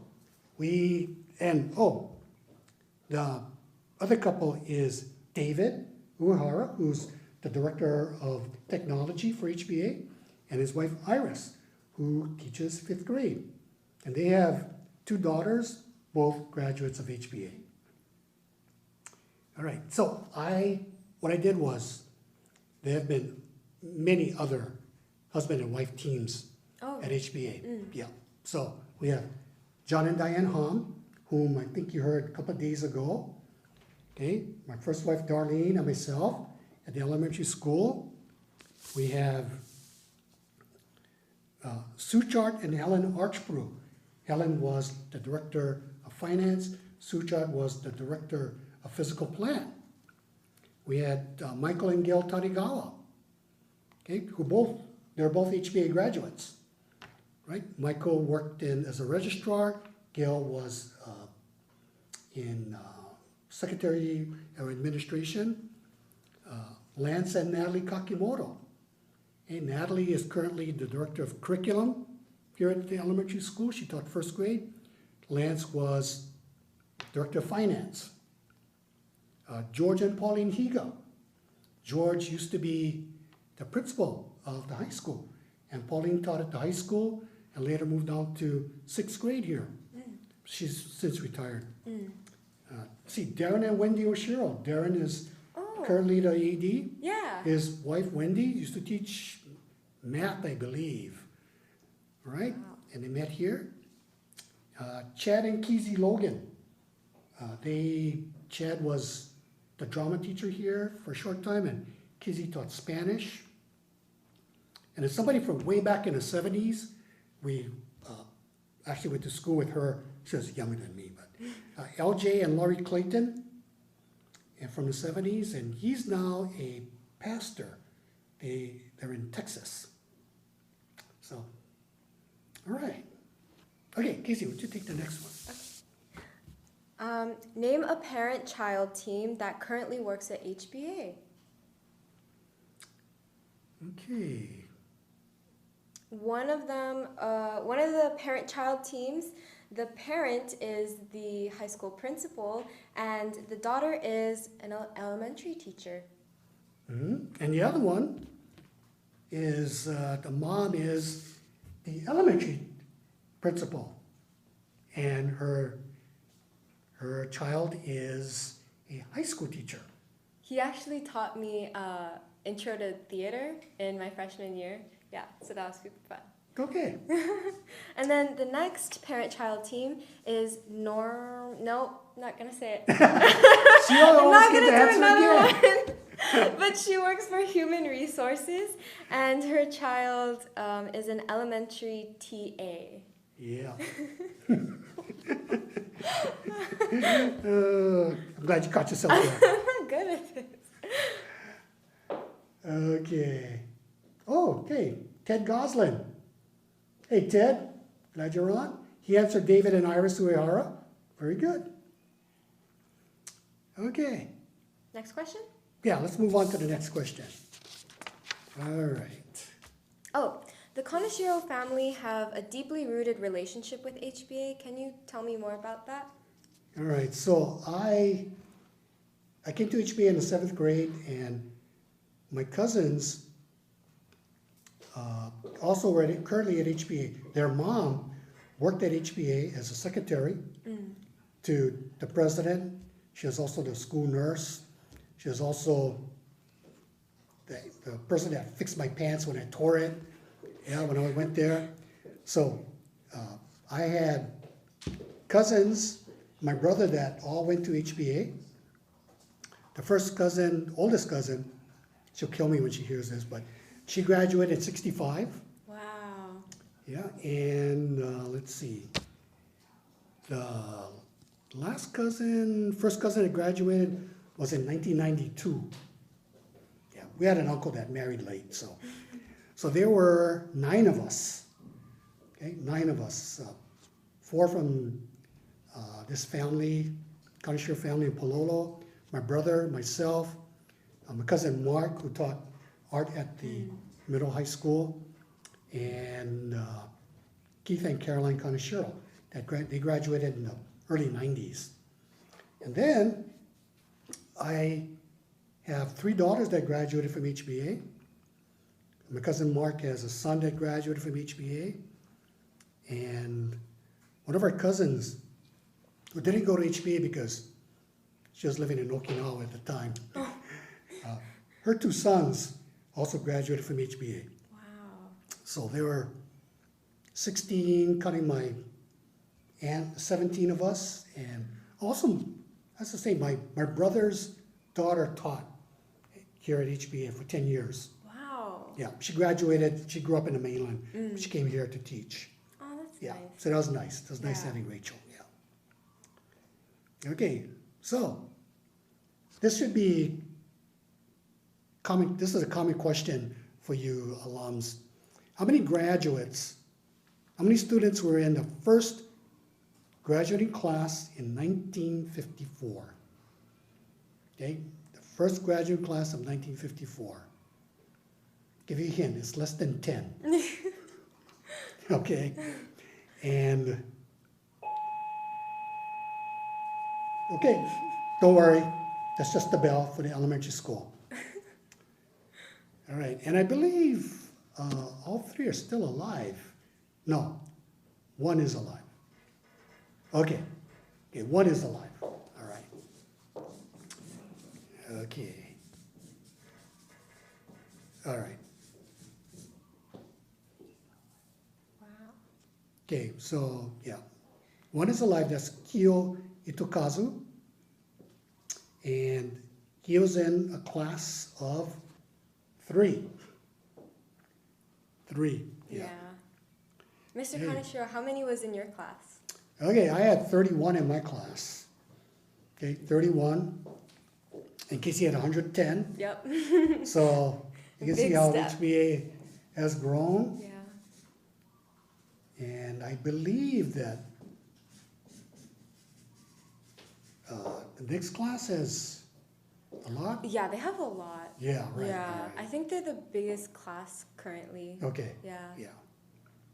And Nostalgic Hawaii chimed in with the correct answer of 3 in the graduating class.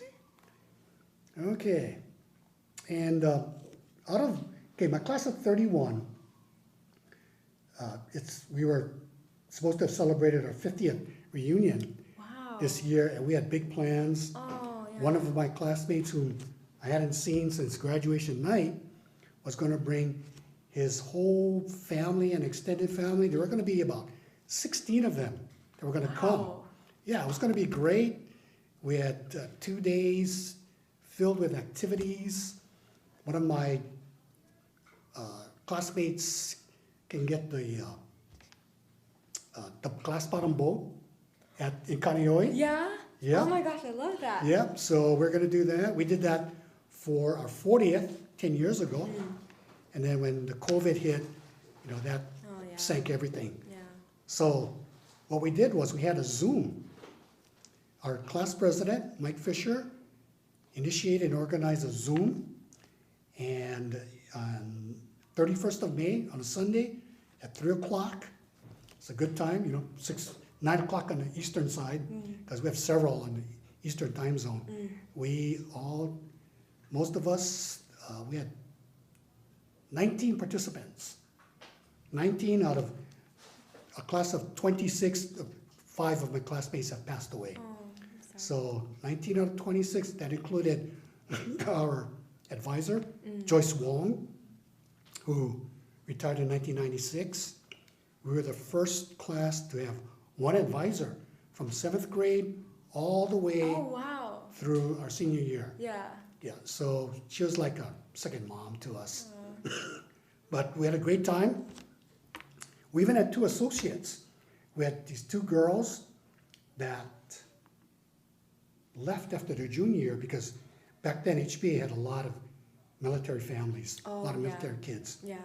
So from 7th grade to 9th grade, I had a bunch of guy friends, and then their dads all were transferred.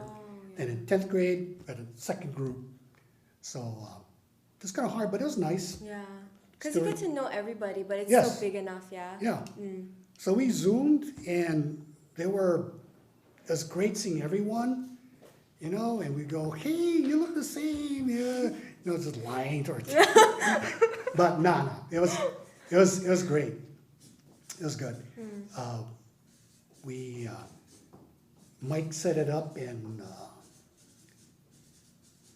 let's see, he said, okay, everybody tell us first who you are, because maybe we might not recognize you, and then tell us what you did, if you're retired, what did you do, and if you're still working, what are you currently doing, and you know, how did HBA impact your life?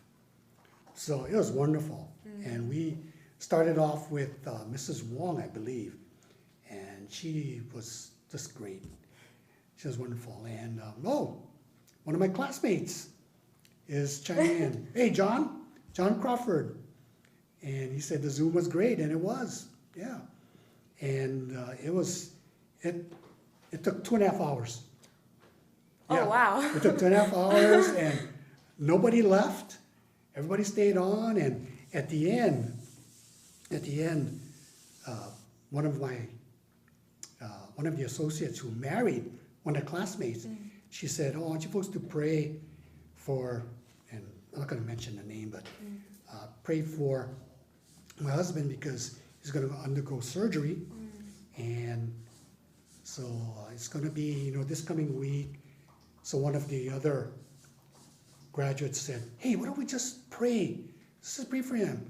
So we all kind of prayed for him, and then later on I contacted him via email, and he said it went well, and then got together and we called and we talked. We talked for about over half an hour. Just great, you know. Just catching up. Just catching up. Catching up. Okay, so we're getting close to the end of our time.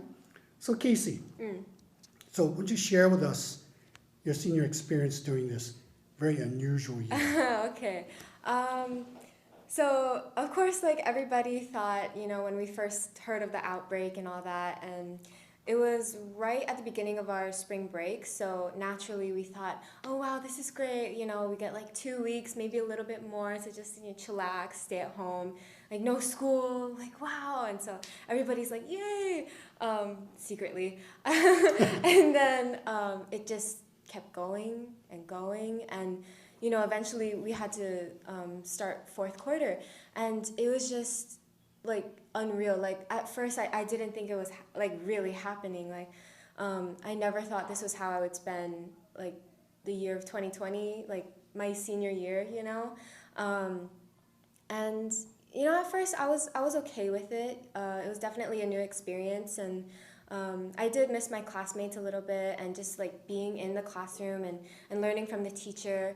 But I truly think that God has his reasons for doing everything and letting things to happen, even now as we're still in the pandemic. So I've thought about it and I've prayed, and it's kind of a blessing in disguise, because I feel that staying at home and being under quarantine, it's kind of God's way of helping me prepare like for college and just what college life is going to be like a little bit, and just, you know, having to wake up on my own because my parents are going to work, right? So wake up on my own, like try to juggle things, like, you know, when to eat and stuff. So like all that, yeah. And I truly think that like it helps me to be more intentional with like how I spend my time.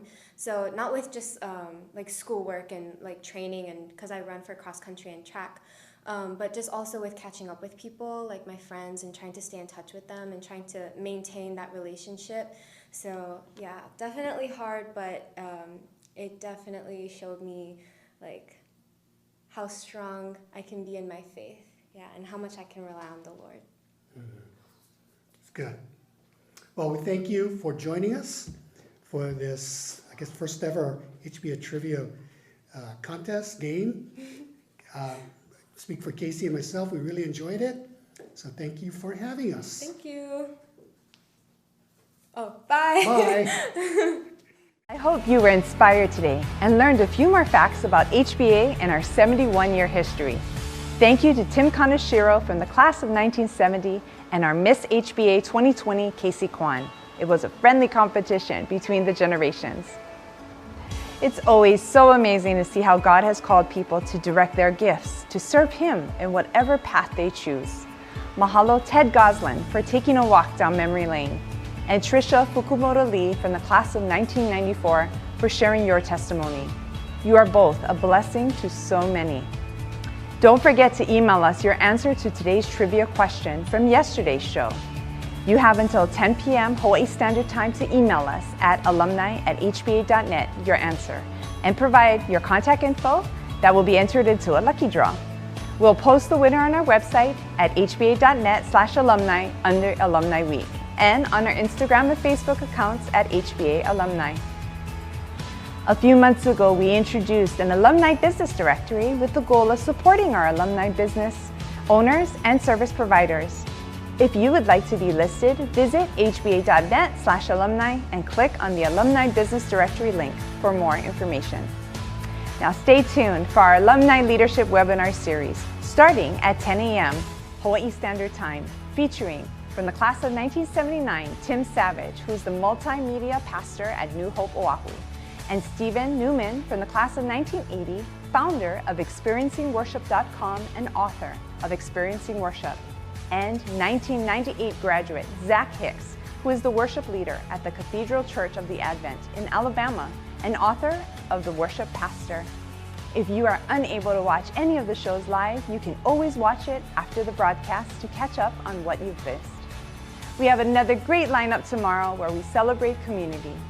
See you then. You don't want to miss it.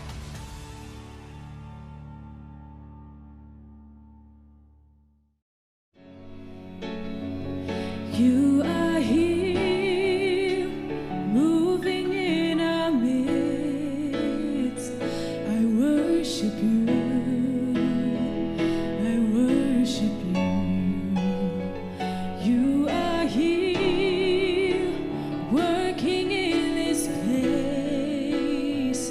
I worship you. I worship you. You are here, moving in our midst. I worship you. I worship you. You are here, working in this place. I worship you. I worship you. Waymaker, miracle worker, promise keeper, light in the darkness, my God, that is who you are. You are waymaker, miracle worker, promise keeper, light in the darkness, my God, that is who you are. You are here, touching every heart. I worship you. I worship you. You are here, healing every life. I worship you. I worship you. You are here, mending every heart. I worship you. I worship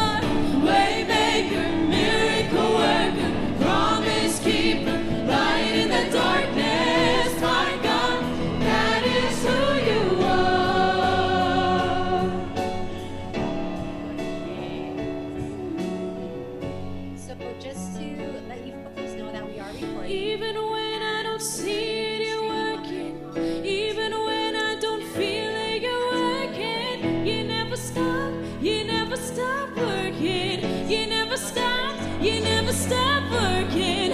Even when I don't see it, you're working. Even when I don't feel it, you're working. You never stop working. You never stop working. Even when I don't see it, you're working. Even when I don't feel it, you're working. You never stop working. You never stop working. Waymaker, miracle worker, promise keeper, light in the darkness, my God, that is who you are. You are waymaker, miracle worker, promise keeper, light in the darkness, my God, that is who you are.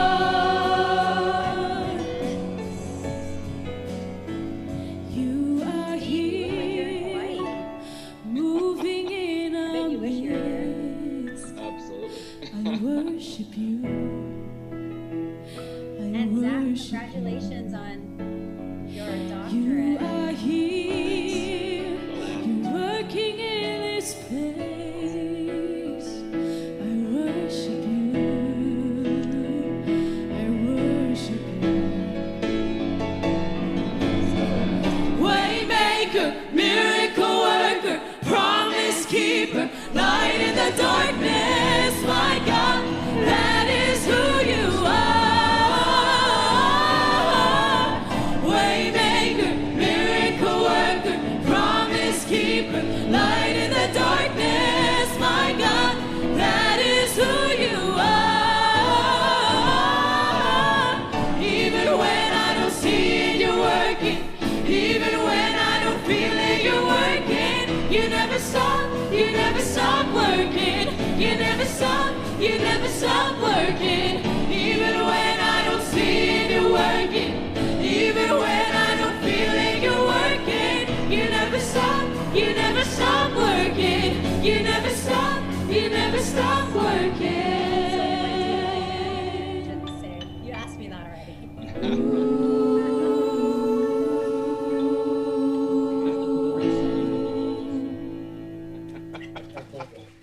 Right. It was so hard to get them to smile. Pressure. Oh my God. We got pressure. We have fun ministries and it's exciting. So. That's right. Hi, my name is Tiffany Hamada, and I'm a junior at Hawaii Baptist Academy, and I would like to share with you all my journey with God. If I'm being honest, I know God has a plan for me and is working through me, but at the moment, I'm still trying to figure out how. Many people describe me as this bright, outgoing person, but on the inside, I'm broken and lost. For a year, I've been struggling with my faith as I've faced a rough patch in my life.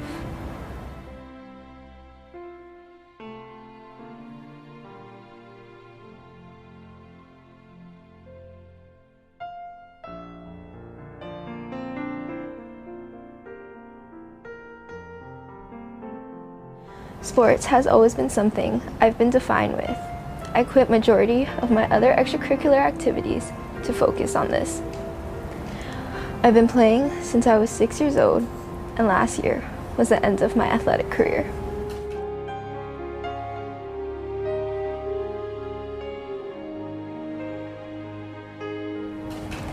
When I found out and had to make this decision, I didn't want to talk about it with anyone, not even my family.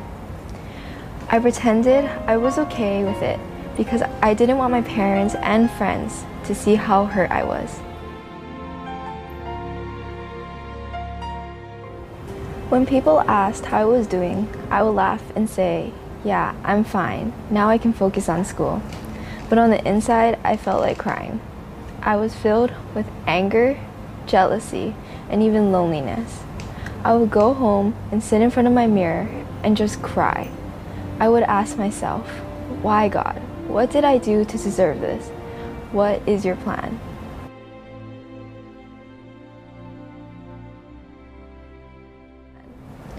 When I tried to answer the question, how is God working through my life? I couldn't. I couldn't find an answer and started to stray away from my faith. Other areas of my life became just as complicated and things were just getting worse. I never prayed or asked for his help because I felt like he couldn't help me. Even when I danced a song, I didn't feel the connection that he was with me.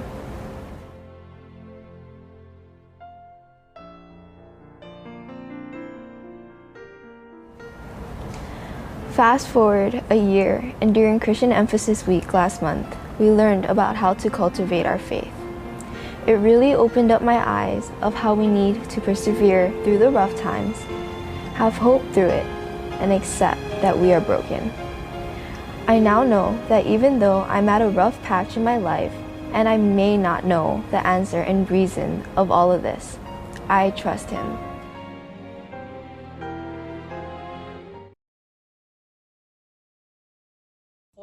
Of our HBA Alumni Leadership Series.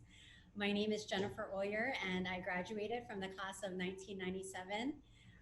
So happy to have been able to connect with so many of our awesome alumni throughout the week through this leadership series. This Alumni Leadership Series was really designed to not only provide professional development for our alumni, but it's also been a really great opportunity for us to highlight some of our amazing alums across the country who are doing really great things for the community. And today, I'm really thrilled to have Tim Savage from the class of 1979, Steve Newman from the class of 1980, and Zach Hicks from the class of 1998 join us. And today we're going to be talking about ministry. It's been a fantastic week talking about different topics, all under the umbrella of leadership. So, Monday we specifically talked about leadership. Tuesday we talked about service. Yesterday we talked about excellence. And today we're going to be talking about ministry. And I really encourage those of you who are tuning in to go on to hba.net/alumni and read the bios of our three guests that are joining us, because they're all super fantastic and interesting in their own way. And I would say very distinguished too. So thank you guys so much for joining us this morning. Thanks for having us. Thank you for having us. Grateful to be here. So, I really want to get started and talk about, because our theme is ministry today. And, some people may think it might be like a heavy topic, but really because there's a wide range of alums that are tuning in, what we really wanted to convey is the idea that no matter where you are or what you're doing, you can be a part of a ministry. You can use your gifts and your talents to serve God and do things to connect people through ministry. And so we thought, who better than three of you to talk about ministry today? So I want to get us started and ask each of you, how do you think HBA prepared you for what you're doing in ministry right now? Tim, I'll start with you, since you're the older one, the senior one. The senior. You had to think about that one. The oldest, yeah. I think Zach could be my son. I think, anyway. What was I doing in '98? How did HBA prepare me for ministry? Well, I'll say that for most of us, I think we never expected to end up in ministry. I certainly didn't. I was a preacher's kid, and I saw my dad work really hard at being a pastor, and then going to HBA, I was kind of surrounded in that. And in my mind, I just thought, I'll always have a relationship with God, but I had never ever planned on going into ministry. In fact, I chose what I do because it was never used. It wasn't valued. It wasn't part of ministry. And so I just thought, our family kind of did the pastoring thing, and I was going to go down a different route. So what HBA did to help prepare me was, just all of the skills, the academics, the social part of it, really providing a spiritual umbrella that kept, at least it kept me kind of in a relationship with God. Great. Steve, how about you? How do you think HBA prepared you for what you're doing in ministry now? Yeah, Tim and I have a very similar story because my dad was a pastor as well. And if you would have asked me, what do you want to do in life? I said, not ministry, that's for sure. I saw just what went on, and I said, that's not for me. But HBA, I mean, there were just so many people that poured into my life that I really didn't realize until after I had graduated, to where I kind of said, oh, that's how God was doing things in me too. So my freshman year in college was when I had the very clear calling that God said, hey, I want you to go into ministry. And I said, nope. And I came back and said, yes. And so I've been doing it for 30 years. And HBA was a lifeline for me, came out of Neo Valley public system. If I hadn't gone to HBA, I don't know where I'd be today. And I mean that. So God is good. Thanks for sharing that. This morning, we heard from Trisha Fukumoto Lee, and she kept on saying, she just trusted and obeyed. And like you did that in your freshman year at college, you just trusted and you obeyed, and look at where you are now. Zach, how about you? Yeah, two things really do come to mind. I think for a lot of my own sense of ministry calling, it came in the context of being given places to minister, even when I was a teenager. My calling came when I was a teenager. It came in the context of my church and my school that were, for me, closely connected, and being able to have ways of ministering at school. Like I was on the team that helped organize chapels, and I worked with our chaplain. And I also sang in Soldiers of Light, and that was a ministry choir. And that really, those two things, being given a context where I could actually minister and try things out, not really knowing that I was doing it, but on the back end realizing, oh my gosh, I was given a place to try to exercise some of those little bitty gifts that God was going to grow in me. And for me, my pastoral ministry has always straddled music ministry, and I've wrestled through what that means for them to be one thing. And that all germinated because HBA was a context where it allowed me to minister. And then secondly, it really was that I was personally invested in by teachers who gave me time. And it is a lot. I mean, the more I think about it, I mean, I was kind of a selfish kid, so I wasn't thinking about the fact that Mr. Yo would schedule time to sit down with me and open up the Bible and talk about what it's like to have a relationship with Jesus and how to develop that. And that, it's a fine line often between ministry and just being a Christian, because in a way, being a Christian filled with the Holy Spirit is being called to be a minister, whether it's vocational like me, or just someone who is in non-professional ministry, but is equally called to be a minister. And so cultivating my faith from personal mentorship by someone like Mr. Yo and the other teachers was a great context for me of learning what it means to love Jesus and to preach the gospel to others and help them do the same. Great story. Well, you mentioned Mr. Yo, Todd Yokotake, who graduated in 1984, class of 1984. You talk about his mentorship. I'm kind of curious for Tim and Steve, were there any teachers that helped cultivate your passion for what you're doing now? You, Steve, with music, and you, Tim, with this whole production and technology and what you're doing at New Hope. So, Steve, any teachers that kind of stick out in your mind for you? Yes. David Conrad would be one who was, if it wasn't for his encouragement for me musically, I probably would not have gotten into music, which is what I've been doing for my whole life now. So, but just the encouragement of saying, hey, I see the talent in you and the gifts, because I didn't even sing until I was a junior in high school. And then I ended up getting a music degree in church music. So, but yeah, that had a lot to do with my journey from HBA. Yeah. I'm sure people will recognize recognize that name, Dave Conrad. Tim, how about you? Well, I didn't really know what I wanted to do when I was in high school. I was like pretty much every other high school kid, and I just figured I was gonna go away and become a doctor or a lawyer. And then I failed my first chemistry midterm, and I kind of had to come up with something else. So, so not necessarily influenced me in exactly what I do today, but there's some extremely influential teachers, obviously. You know, Mr. and Mrs. Palm, Miss King, Mrs. Wong. They're, I mean, numerous teachers, and I'm really grateful for the for HBA for making me learn how to write. That for me in my career, ACRM and that course has come up probably a lot over this week.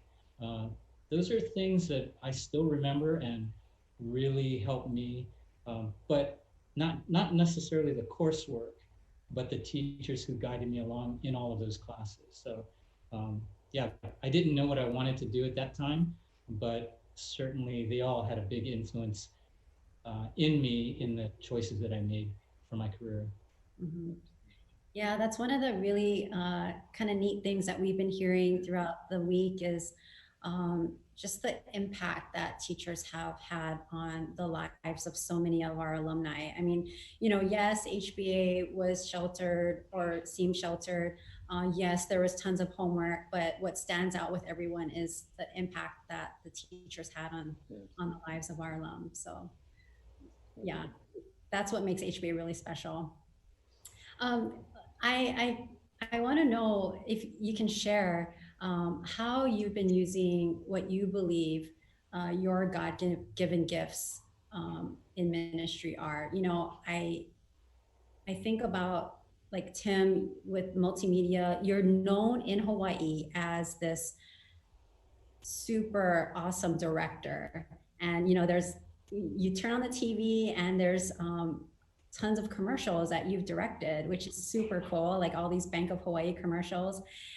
So I'm curious to hear how you've been using what you believe are your God-given gifts in ministry. Zach, I'll start with you. Yeah, so I've always wrestled through early on because I had a similar story as Steve, where I was kind of a late bloomer musician and ended up studying it in college and feeling really like I needed an accelerated learning curve. And so I went deep down the musical rabbit hole. And even when I went to seminary and got the official degree for being a pastor, I was always sort of pigeonholed in music ministry jobs. And I kind of wrestled with the Lord over that because I always felt like, when are you going to make me a pastor, God? I thought that was sort of like my first call, which you did. And then through the course of time, God really showed me that what I was doing was pastoral ministry, as I planned and led music, as I came up with arrangements and pastored the people through song and putting together the flow of a worship service that really was pastoral ministry. And in hindsight, it was kind of like understanding that God has definitely built me to be amongst his people, someone who's going to be up front and leading them in that way, in a visible way. And as those gifts were even cultivated early on, it became just more manifest to me that that's what I was supposed to do, that I was supposed to stand in front of people, not all the time, but definitely during worship services and help lead them in looking to Jesus. And so, yeah, a lot of those, I mean, it's funny, I never thought of at the time of some of my training on being in front of people when I was in high school or even in college as something that was forming me and sharpening my gifts for ministry, but they certainly were. And that's something that's kind of stayed with me as I've studied the word and become more equipped in that, and it's sort of flowered over time. Great, thank you. Thanks for sharing that. Steve, how about you? How have you been using what you believe are your God-given gifts in ministry? Yeah, you know, I've never believed I was a very good musician from the start, but for some reason, God chose to use that field. But I really, as I dove into it, once I became a worship pastor, music director in the church, my heart really kind of became more to mentoring the next generation. So that's why the Experiencing Worship website was developed, to be able to offer resources to younger guys, because I'd been through a little bit at that point. But yeah, my music was just a tool to do ministry with, and that's how I always say that. But what brings me the greatest joy in ministry is helping others discover their gift, especially the next gen, and being able to help them, give them opportunities to develop those and to use those and to find out what's their call. How is God using them, and how can he use them through the tool of either music or video or sound or lighting, all those things. So yeah, it's not where I thought I would be, but it's what I love to do. So yeah. Well, you talk about tools, you know, the book that you wrote, Experiencing Worship, has been used by so many different churches. And I know at Hawaii Kai Church, the worship team went through that study. So that's been such a valuable resource, I know, for so many people. Yeah. Tim, how about you? So before being called into ministry, I did a lot of different things in television and broadcast and production. And I had a really, really broad experience working with a lot of different types of media. And you kind of have to in Hawaii, because it's really hard to just be a specialist. So I became kind of a generalist and learned a lot of different things. And then Pastor Wayne Cordero, who founded New Hope, asked me to come in, and he asked me to join him in ministry. And I knew that it was a point in my career that I was ready to make that change. And what I found was everything that I had done in my career prepared me for ministry, because there was a time when video production, IMAG, all of those things weren't a big part of church. But as we know now, it's the language that people speak. So you have to learn how to speak to them in their language. And so all of a sudden, the things that I had learned became very, very relevant. And but I never knew that. Of course, God has a great sense of humor. I had set goals for myself. I was working for myself. I wanted, I was very, very selfish in doing what I was doing, and God just redeemed all of that, and I never saw it coming. So he gave me all of these things to prepare, and then he said, now I want you to use that for my church, and I want you to use those skills to help spread the gospel and tell my story. So God has just an amazing sense of humor in preparing me when I had no idea that he was preparing me. And then everything I learned up to that point and to this day, I use for ministry now. Neat. That's cool. Steve, you talked a little bit about, your passion of raising up this next generation. And we have a lot of young alumni who have been tuning in to our alumni leadership series. So how can young leaders meaningfully and effectively explore their gifts? For me, I think that I'm not a music person. When I was in choir, my choir teacher told me that there was no flat section. And so I thought, okay, well, I'm never going to be a singer. I'm never going to be able to sing up, at church. So I've wanted to kind of explore what my gifts are. And, so what do you think? How can young leaders meaningfully and effectively explore what their gifts are? Yeah, I think obviously God equips those he calls, and he equips them with the correct gifting to serve. But I think being able to reach out to the local church or to, people aren't going to be knocking on your door as a young person. So to be proactive, to find a church family that you can get involved in, and to seek out a mentor, seek out somebody who wants to invest in you and pour their lives into you to help discover that. Yeah, that's really what I ended up doing in my own personal life, is I had to seek it out because I had a few people pouring into me, but when they weren't there anymore, I had to step out and be proactive in that. So, but yeah, in the church now, there's so many, like Tim was saying, there's video, there's audio. I mean, there's just so much that, from a creative standpoint, music that we can now use as legitimate ministry tools. So, but yeah. Great, thank you.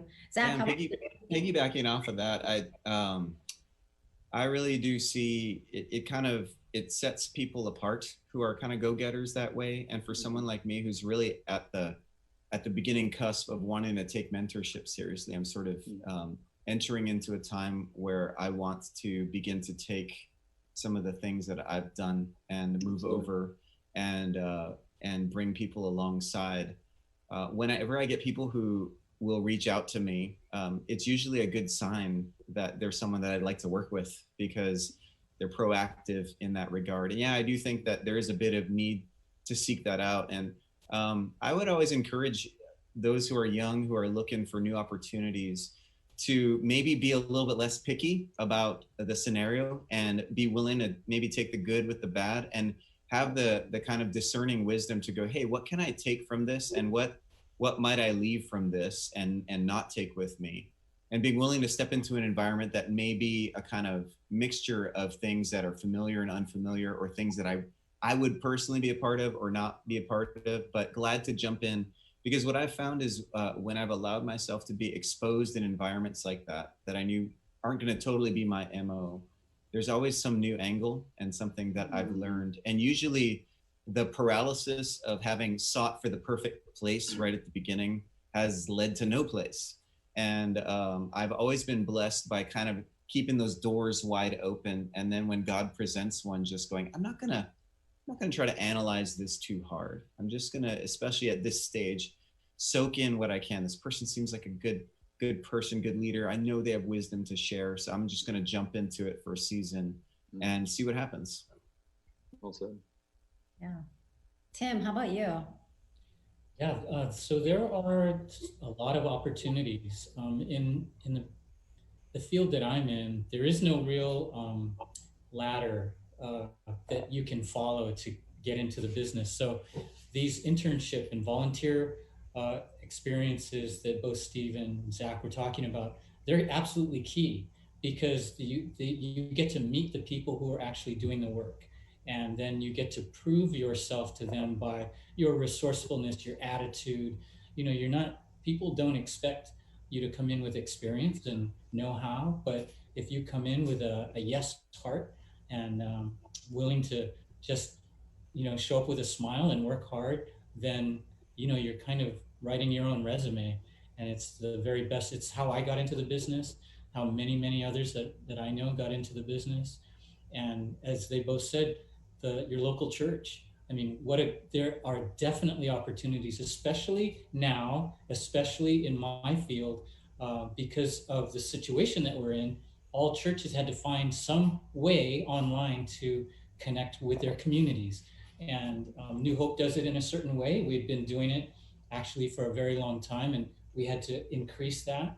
But most other churches and organizations and live music groups, all of these communities of people had to find a way to get online and present both audio and video. So anyway, a lot of different opportunities out there, whether it's in the church or it's secular in the world, and you find a good organization to volunteer with. But that's how you gain experience in this field, is to get out there and meet people and volunteer and work really hard, and people learn to like you and they want to be around you. And so when the opportunity comes, you get that call. I want to dig a little deeper on that. And hear from you about what do you personally do to encourage and teach others who are exploring, what their gifts and talents are. I'm sure that all three of you have been able to serve under some really visionary leaders who have helped, encourage you folks and teach you also and helped you explore your gifts and talents. So what have you specifically been doing to encourage others? Zach, I'll start with you. Yeah, so one of the things that I've done in the last few churches I've served that I felt is really important is try to create a space, either formally or informally, for someone to come alongside me and do what I do in an assisting manner. And the environment I try to create in doing that is one where you're kind of talking through everything as you go about it. So like in the last few churches I've created a sort of assistance role for me. And not only do I try to do the kind of classical mentorship things of trying to platform them and give them opportunities to lead in the ways and the manners and the context that I would be leading, but I try to slow down the pace of my work so that they can enter into it. And I not only do the work, like if I'm sitting down to plan a worship service, I actually sort of verbally talk through what I'm doing. Or we schedule times where we're setting up a sound system and I try to educate and talk through why I do that. And actually some of the people that I mentor are totally tired of hearing me talk because I kind of talk through all of it. And I find that it's kind of like Yoda style mentorship where it's not like we're in a classroom. We're just sort of doing together, and by the osmosis of ministering alongside one another, there is an absorption of material and an absorption of some of the wisdom that I've absorbed from others. And that for me, that's always been the way that I've learned best, is someone grabbing a hold of me and saying, hey, we're going to minister together and I'm going to shove you in certain areas, sink or swim, give you safe places to totally crash and burn. And then, see how it goes from there and then talk through those things. So it's a constant cycle of doing and talking about the doing and evaluating, doing and praying. Those sorts of things happen ongoingly in a pretty organic way, relational way. So for me, it's really relational. Yeah, relational. That's definitely a word that's been coming up too throughout the week. Tim, how about you? Well, New Hope is really, that's a core value for us. So it's actually a very formal system that is very highly prized and valued here. So we do church as a team and everybody plays a part. So we really advocate for not being just a spectator, but a participant.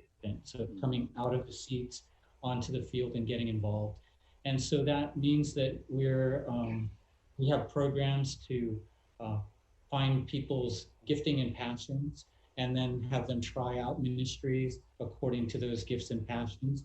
And then once they choose a ministry, we actually have a program to bring them in and integrate them, teach them until they're ready to fly on their own. So Zach was saying, give them a safe place. So you come into our ministry and you shadow and watch until you feel comfortable that you can take the reins, and we'll be right next to you so that if you feel like you need a little help, we're right there. And then we do that for a time period until you're ready to take the reins yourself, and then I'm going to let you go. And you do that until you're ready to take on the next new person who comes in and you teach them. So it's part of who we are. It's definitely woven into the fabric of New Hope, this idea that you come in and you're taught, find your gift and passion and serve in your gift and passion. Because if you're serving God in your gift and passion, you have so much more energy because it's filling your tank rather than emptying your tank. But if you're doing something out of obligation or that you have to, and it's not something you enjoy, you may be able to do it for a season, but it's always going to be draining your tank. I come to work every day. I love what I do. I'm so blessed that God this is what God had for me to do because I absolutely love it. It's who I am. And so, yeah, I get weary, but my tank is refilled very quickly because I'm doing what I am supposed to be doing. So that's one of the core values here at New Hope. And so it's a big, big part of who we are. Awesome. That makes me think of a book. It's called Strengths Finder by Tom Ram. And, you know, he talks about, why are you spending so much time focusing on the things that you're not good at? You know, everyone says, you know, if you're not good at math, go to math tutoring. And you're thinking, well, I'm really good at English. I want to like spend more time honing my skills on writing and, you know, that kind of thing. So I think you bring up a really good point of focusing on your strengths. Yeah. See, what about you? What are you specifically doing to encourage others? Yeah, I like what Zach and both Tim said. I mean, they're doing it right. But for me, it goes to that relational side. I'm a high relational leader. So building relationships with individuals and letting them know that, because it's very easy in ministry, you guys know, that we can use people to get our job done, you know. But for me, it's more about how can I pour into you? How can I help you be all who's God's called you to be? So, but yeah, everything that these two guys have said is exactly what I try to practice. Yeah. So. Yeah. Great, thank you. You know, I'm interested to hear how, you know, COVID-19, this whole pandemic has thrown everyone for a loop, and churches have been so creative in the way that they've been ministering to others and to their congregation. I would love to hear how your churches, or what you have seen being done that's been really creative during this time to still kind of cultivate ministry and people that are in the congregation. Tim, what has New Hope been doing? What haven't we been doing is so we're on one end of the spectrum, and of course, you know, many other great churches are in different parts of the spectrum. We had to go online, fully online, you know, when this all hit, but we had been online for going on, you know, over 15 years. So this is something that we were used to, that we could do, but we even had to take it to a whole nother level. Everything for our services had to be pre-recorded, post-sound mixed, integrated, and then played back. So for a lot of people, it was a time when, you know, you're going to spend a lot of time at home and do home projects and try to keep busy. For my team, we went the exact opposite. We went for months hoping for a day off. We were about 3 months in before we actually got any time off. We were working double shifts.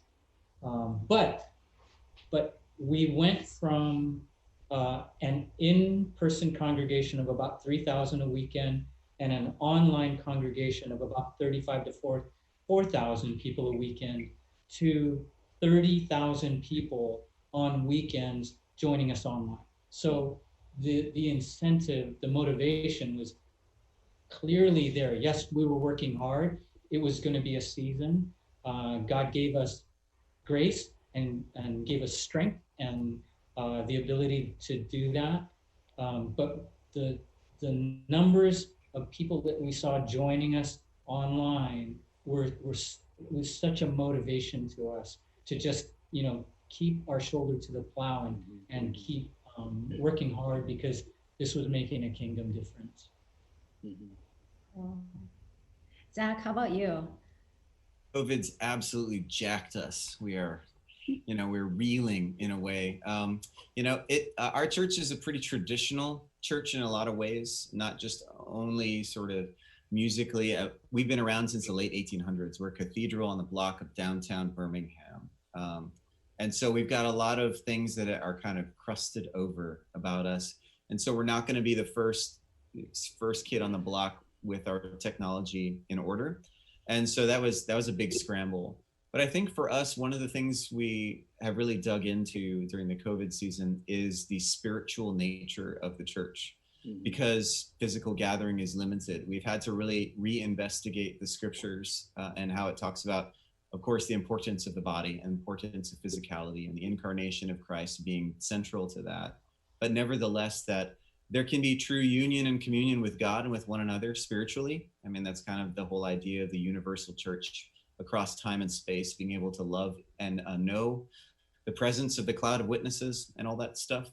And so we've had to wrestle through, what does it mean to be a true community in a time like this? And one of the things that we implemented was what we found in our church is that COVID has allowed us to accelerate some of the things that we thought were going to be a longer sort of haul of culture change. One of the things that we needed to change in our culture was we're very sort of clergy, pastor centric. Everyone sort of relied on us to be their kind of spiritual bottle feeders. And one of the things that we had long-term said we want to do by the time we're dead is to see our church be a place where people are ministering to one another, because we believe in the priesthood of all believers. We believe in everyone being a minister. And COVID's kind of forced the situation because we cannot visit people. And so people have to visit one another. And so we've created kind of what we call like a pyramid scheme in our church where people are ministering to people who are ministering to people, and it kind of branches out. And we actually took our church database of about 3,000 people and broke them down into kind of a tree that we encouraged. And it, that sounds all good on paper. It's a lot harder to execute when you're in like month 4 of COVID and we're all tired of calling each other saying, how you doing this week? But nevertheless, it was a way of decentralizing the kind of ministry power that we had as pastors. And that's something that we thought was going to be like a 10, 20-year vision. But in a way, if people are going to survive spiritually and not die on the vine, this stuff has to work, and so that's been pretty remarkable for us. And that's been a huge pivot. And even in our church, we've seen a few other things vision-wise get accelerated, and I think will get accelerated once we're back meeting together again. And so it's just sort of following the lead of God's providence and trying to hold everything with an open hand and listen, doing lots of listening and reevaluating and constantly going, oh, that's a good idea, that's a bad idea. And I don't know about you guys in ministry, but we're coming out with all sorts of plans and then throwing them in the trash like 2 weeks later. And it took a lot of work and we're all stressed out and tired. And that just seems to be the MO of ministry and probably business in COVID territory. But that's what we're doing. Interesting. Wow. Steve, did you want to add anything or share anything? No, I'm just grateful for technology. God kind of knew, he knew what was coming, and like Tim was saying, to be able to actually have and they've been doing it forever, to have at least a worship service online that's done with excellence, that it's like you're sitting there but you're not, right? But yeah, I'm grateful for technology for sure that it's helped. But we're a little different up here. We're not we're coming out of the COVID where we're actually able to gather. And so whether that's good or bad, that's what's going on. So, but yeah, I can't add anything to what these guys are doing. Yeah, it's been really, I think, pushing a lot of, Zach, you talk about your church being older, and a lot of the older churches or more traditional churches, this whole COVID has been pushing them to think differently, think outside of the box, and change. I think that's really important for a lot of the churches, to just start thinking differently, and change is okay, and change is a good thing too. I wanted to leave some time for people to start asking questions, and we have had a couple questions coming in. So I wanted to throw one question out that's really interesting, actually. There's obviously 3 men, 3 panelists. So this question comes from a female. How do you encourage women in ministry? And how do you get more women involved in ministry? I'll let that. I can go first. Okay. This is a passion of mine. It's a passion of mine partially because the Lord has just kept on bringing women to mentor into my life.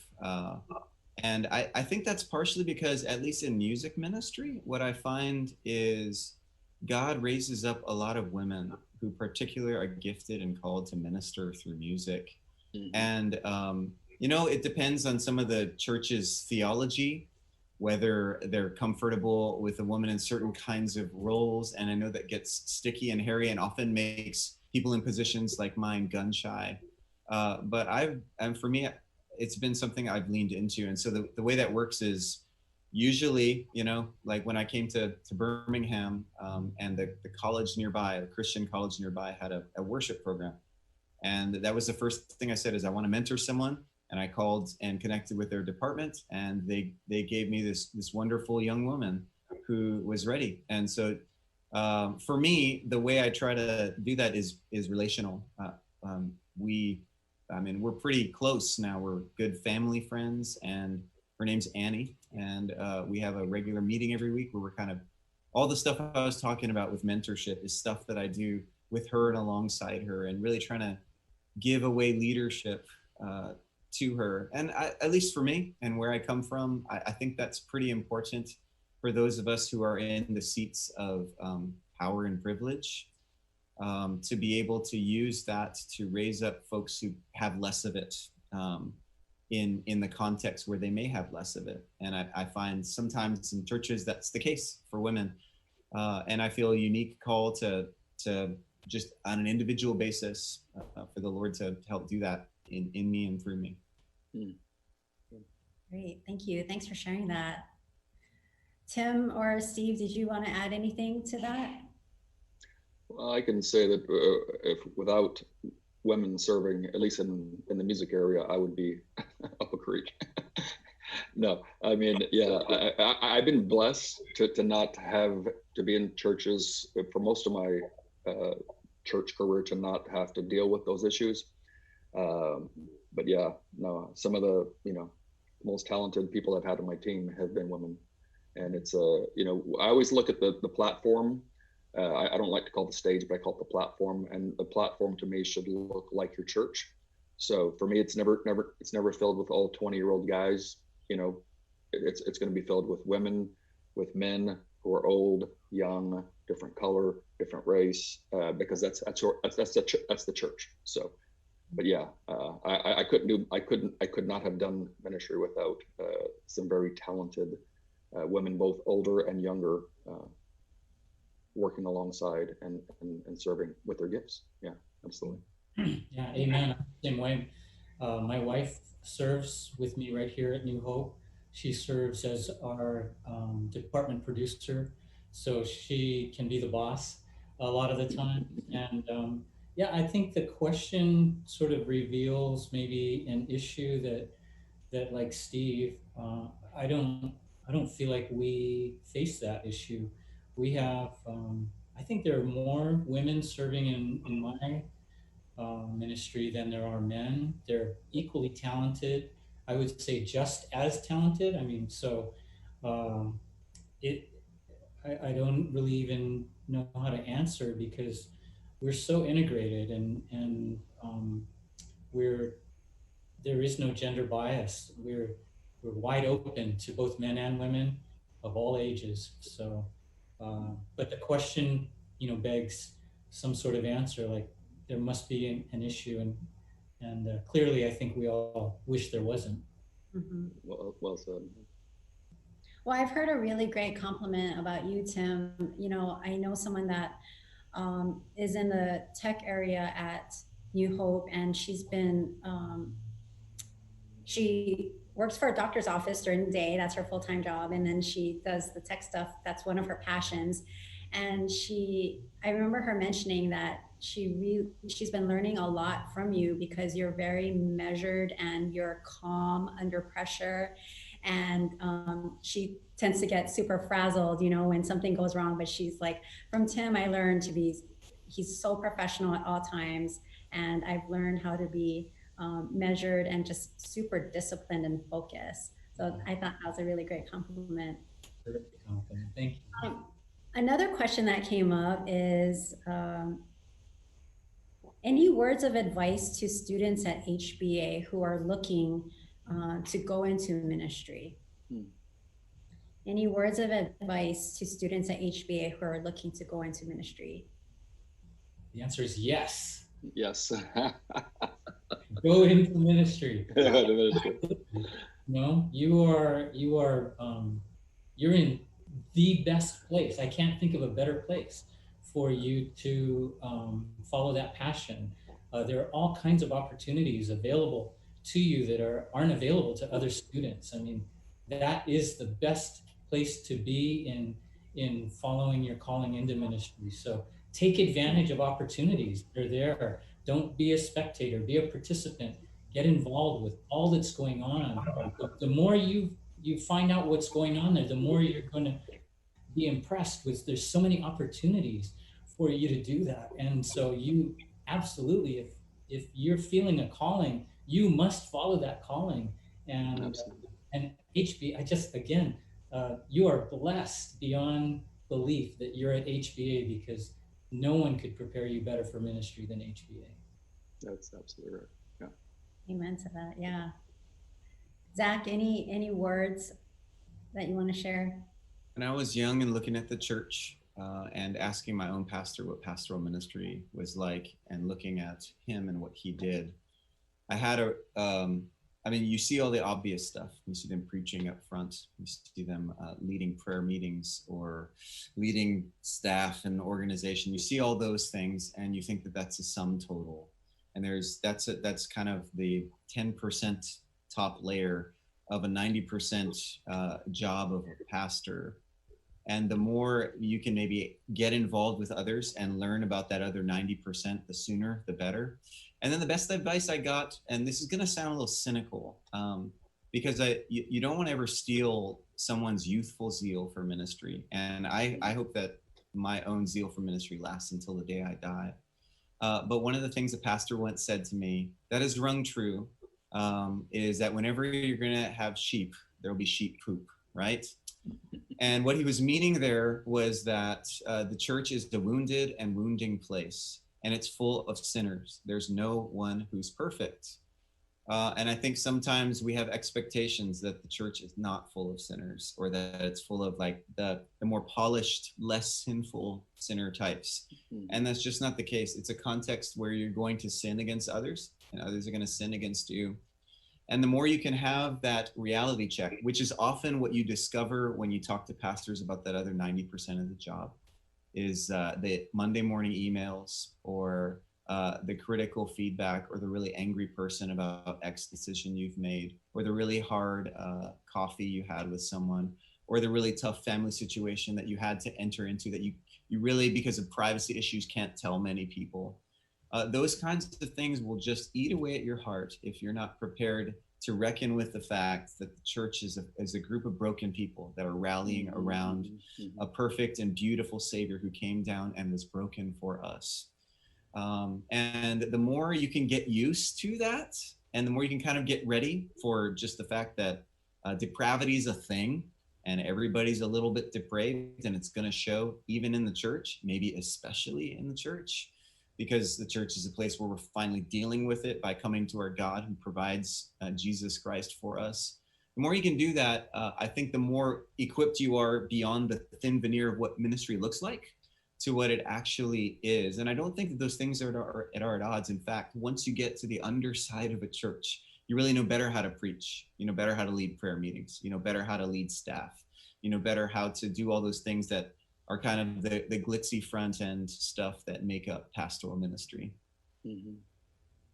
That's work on your relationship with Jesus, because as Zach said, man will let us down. And when you get into ministry, guess what? You confront others, you rub against other people with, that are broken, and you will get hurt. It's not a matter of if, you will, it's just a matter of when. But if you have if your relationship with Jesus Christ is strong, and he's the reason you're serving, then you can weather all of those storms and see the silver lining. Yeah, I would piggyback on that. You definitely it needs to be a calling. There are some people who think it's sort of glamorous in some sense to be on the staff at a church, but as both of y'all said, and as we know very well, it is not that. And so, yeah, you better be praying and making sure this is what God's calling you to do for a career. But I would also say, don't be discouraged, because if it's not your career, we need to be doing ministry, right? So just because I'm not on staff at a church doesn't mean I can't be any less effective in using my gifts and talents for the kingdom. Yeah, it's the hardest job I've ever done. Absolutely. It's the hardest job I've ever done. But absolutely close in the rewards. It's the most, yes, absolutely. So. Great. Yeah. Well, that leads me to this next question. As a leader in ministry, you're pulled in so many different directions. How do you folks spiritually center yourself? Mm-hmm. Anyone want to take a stab going first?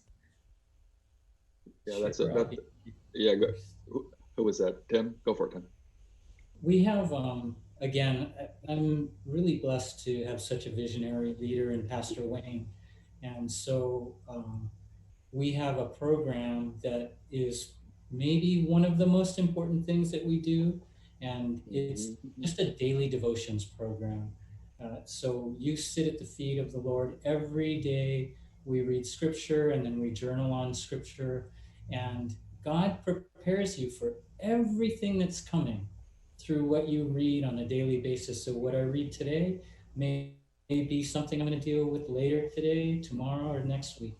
But we learn how to feed ourselves, because you can't survive once a week at church. You know, that's just, it's not enough nourishment for us. But if you're in the Word daily and you make a habit of it, and you get up a little bit earlier, you read the scripture, you journal on it. What is the scripture saying? How does it apply to me? And how will I live differently because of it? And then you end with a prayer. God's preparing you for everything that you'll face. He's our creator. He knows exactly what we need to prepare us for what's coming up. So that program is instrumental in so many of in our community here at New Hope, and it's literally affected, I think, hundreds of thousands of people outside of our ministry. It's really that's the best way that I know to stay centered. It's kind of funny or not funny, but the things we learn as young Christians, you don't really graduate from those things. Bible reading, prayer, meditation on the Word, and talking with God. Those kinds of things, and having those as some form of a habit in your life make a huge difference. Two other things for me. One of them is, I think I read this in a John Maxwell book, some kind of leadership book in ministry, but he really opened up the principle of Sabbath for me as not just something about setting aside a day, but really a principle that human beings need rhythms of rest and work. And that's something that God's built into the DNA of creation. And the way he broke it out was really helpful to me. He said there's obviously we think of Sabbath as a weekly thing, but you should also think of it as a daily thing. There should be a portion of the day that you set aside your work and you do restful things. And then there's a portion of your month, and then a portion of your year where you think through important rest. And the work rest rhythm that a lot of people talk about, I've never really gotten past. And I know that when I start to burn out spiritually and feel disconnected from the Lord, it's usually the Sabbath principle isn't far from being symptomatic there. Mm-hmm. And then thirdly, I need relationships where I can hang out late at night with friends and just kind of let loose about the frustrations of work in ministry. Safe places where I know the secrets stay there, kind of like a Las Vegas style conversation where it's not going to go beyond that. Where I can just, I don't have to have any filters and can really say it like it is. And in a way that functions as a kind of sort of a context for true pastoral confession and 1 John 1, walking in the light, letting it all just come out into the light and saying, this is really what it's like. This is frustrating. Or even, the dreaded words, I hate these people in my church. They're really difficult. you know, and being able to just be honest about that and being like, I'm a human, I'm a sinner, and these people are really upsetting me. They're really making me angry. And being able to have safe places where you can say that has been a lifeline, because I find if I don't have that release valve, the pressure cooker's on, and I'm starting to get angry with myself, angry with God, angry with the world, and feeling disconnected from the Lord. So all those things for me spiritually make a huge difference. Yeah, that's right. Steve, what about you? What do you do to spiritually center yourself? Yeah, so probably 20 years ago when I began the whole experiencing worship stuff, I was a music director my whole life prior to that, but I led music, didn't get what worship was. And even today, I do not care to use that word in the sense of that equates to music, because really worship is a lifestyle. And so that's how I stay connected to God. I try to worship him in everything that I do, whether it's through my study of his word, listening to preaching, singing, you know, all the things that we typically would do, but it's also in how do I love my children? How do I love my family? How do I love my neighbors?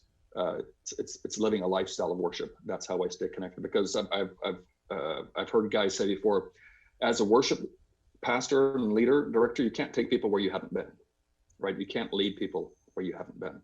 And so developing a lifestyle that speaks to the whole of what worship is what keeps me grounded and centered, and not just the few things that I knew as a younger person. So makes sense. Yeah, I love that.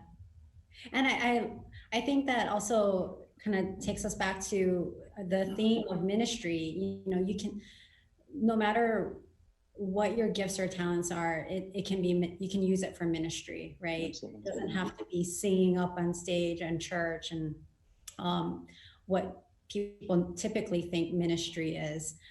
It could be, like I think of my husband, who is super great at tech stuff, right? And computers, fixing computers. So many people are calling him almost daily, asking him to help them with their computers. And I always tell him, that's your ministry. You know, he's so patient. So it can be no matter what you do, whatever your gift or talent is, that can be your ministry. He's also an amazing musician too. This is a question that I wanted to ask is, what is your favorite song? Because I know that the both of you, Zach, you know, you're in music, and Steve, you're in music. What is your favorite song? I'll let Zach go first, because I'm ADD when it comes to that. I can't answer that question. That's an impossible question. It is an impossible, right? Yeah, I really don't know how to answer that question. It's a good one, but I can't give you one. Unfair. Yeah. How about you, Jennifer? What's your favorite song? Oh gosh, so many. But I have to say, my favorite New Hope song is "Hope Is Alive." I listen to that all the time in the car. Oh my gosh. Yeah, thank you. Yeah, that's a great song. It's such a great reminder, and they put it to music, and they did a beautiful job. Yeah, thanks. I agree. Okay, I'm gonna be the old guy. It Is Well With My Soul. Wow. Yeah, Yeah, I love Great Is Thy Faithfulness. Great Is Thy Faithfulness. Even the old Amazing Grace. I mean, oh my gosh, you know, there's a reason why that's probably the most popular song in the world. So, but yeah. Victory in Jesus is another one that pops up. Nah, you're not that old. Yeah, you're much older than me. Oh gosh, I can't believe, okay, it's 10:58. The hour has gone by so quickly. I just want to leave 1 minute if you folks want to do any special shout outs to anyone or to any of your teachers. But Steve, I wanted to recognize that your class, the class of 1980, is celebrating your 40-year. Yes. Oh my gosh, that's awesome. I know. That's how old Zach is, by the way. That's not right. That's exactly right. I was born the year you graduated, Dad. Oh my gosh. Oh wow, that's crazy. That's crazy. I know that a lot of class of 1980 people are tuning in, so congratulations. Yeah, best class ever. Sorry, Tim. Well, I mean, yeah, only second to 79. So. No. No, any people are out there. I know that a couple of people said they were going to try to tune in. So, Mark, if you're out there watching, I hope you enjoyed it. And all the great staff, faculty. There's so many. Sharon Haggio and people So that many. you know, so faithful. Maureen King, she's so lovely and special. And you guys have done a great job with this whole virtual week. You took lemons and you made lemonade. Absolutely. Yeah, I'll give 2 shout outs. Number one, you said Sharon Haggio, and that reminded me because my mom used to work in the development office at HBA. So big shout out to all you who are in the development office who never get recognized but are doing a ton to keep that ship floating. So Lord have mercy on you. And then, I mentioned him before, but Mr. Yo, I'm always going to take every opportunity to thank the Lord for what he did through you in my life. You have taught me so much, and I am who I am because of what God did in you and through you in those high school years. So thank you for mentoring me and teaching me to love Jesus and showing me his face by pointing me to the Bible. And that stuff is stuff that I still have with me. And I'm so thankful that God called you to that ministry to me. Wow. Another talented man. So good. Beautiful. Thank you. What a great way to end. And, I just want to add to that. We have an alum that's been tuning in, Courtney Nassau. She just wanted to say a shout out to the 3 of you. Thank you. And wanted to thank the 3 of you for such an inspiring session today. So thank you guys so much for all that you're doing in your own homes, locally, in your community, and for the service to the Lord through your ministry. It's been a blessing for me personally to spend some time with you guys, but just want to say thank you for your time and giving back to HBA in this way. We really appreciate the 3 of you. Thanks for having me. Thank you, Jen. And for everyone else that's tuning in, we hope that you'll join us tomorrow. Our last day this week has gone by so fast. Tomorrow we'll be joined by Susan Miyamoto Utsugi and Paul Yonamine from Central Pacific Bank, who will be talking about community. And it's going to be a great topic to end the week as we wrap up our time together for our virtual HBA alumni. Again, thank you so much to our panelists, and we hope that you will tune in tomorrow on Friday. Thanks everyone for joining us. Aloha. Aloha. They that wait upon the Lord shall renew their strength. They shall mount up with wings as eagles. They shall run and not be weary. They shall walk and not faint. Teach us, Lord. Teach us, Lord.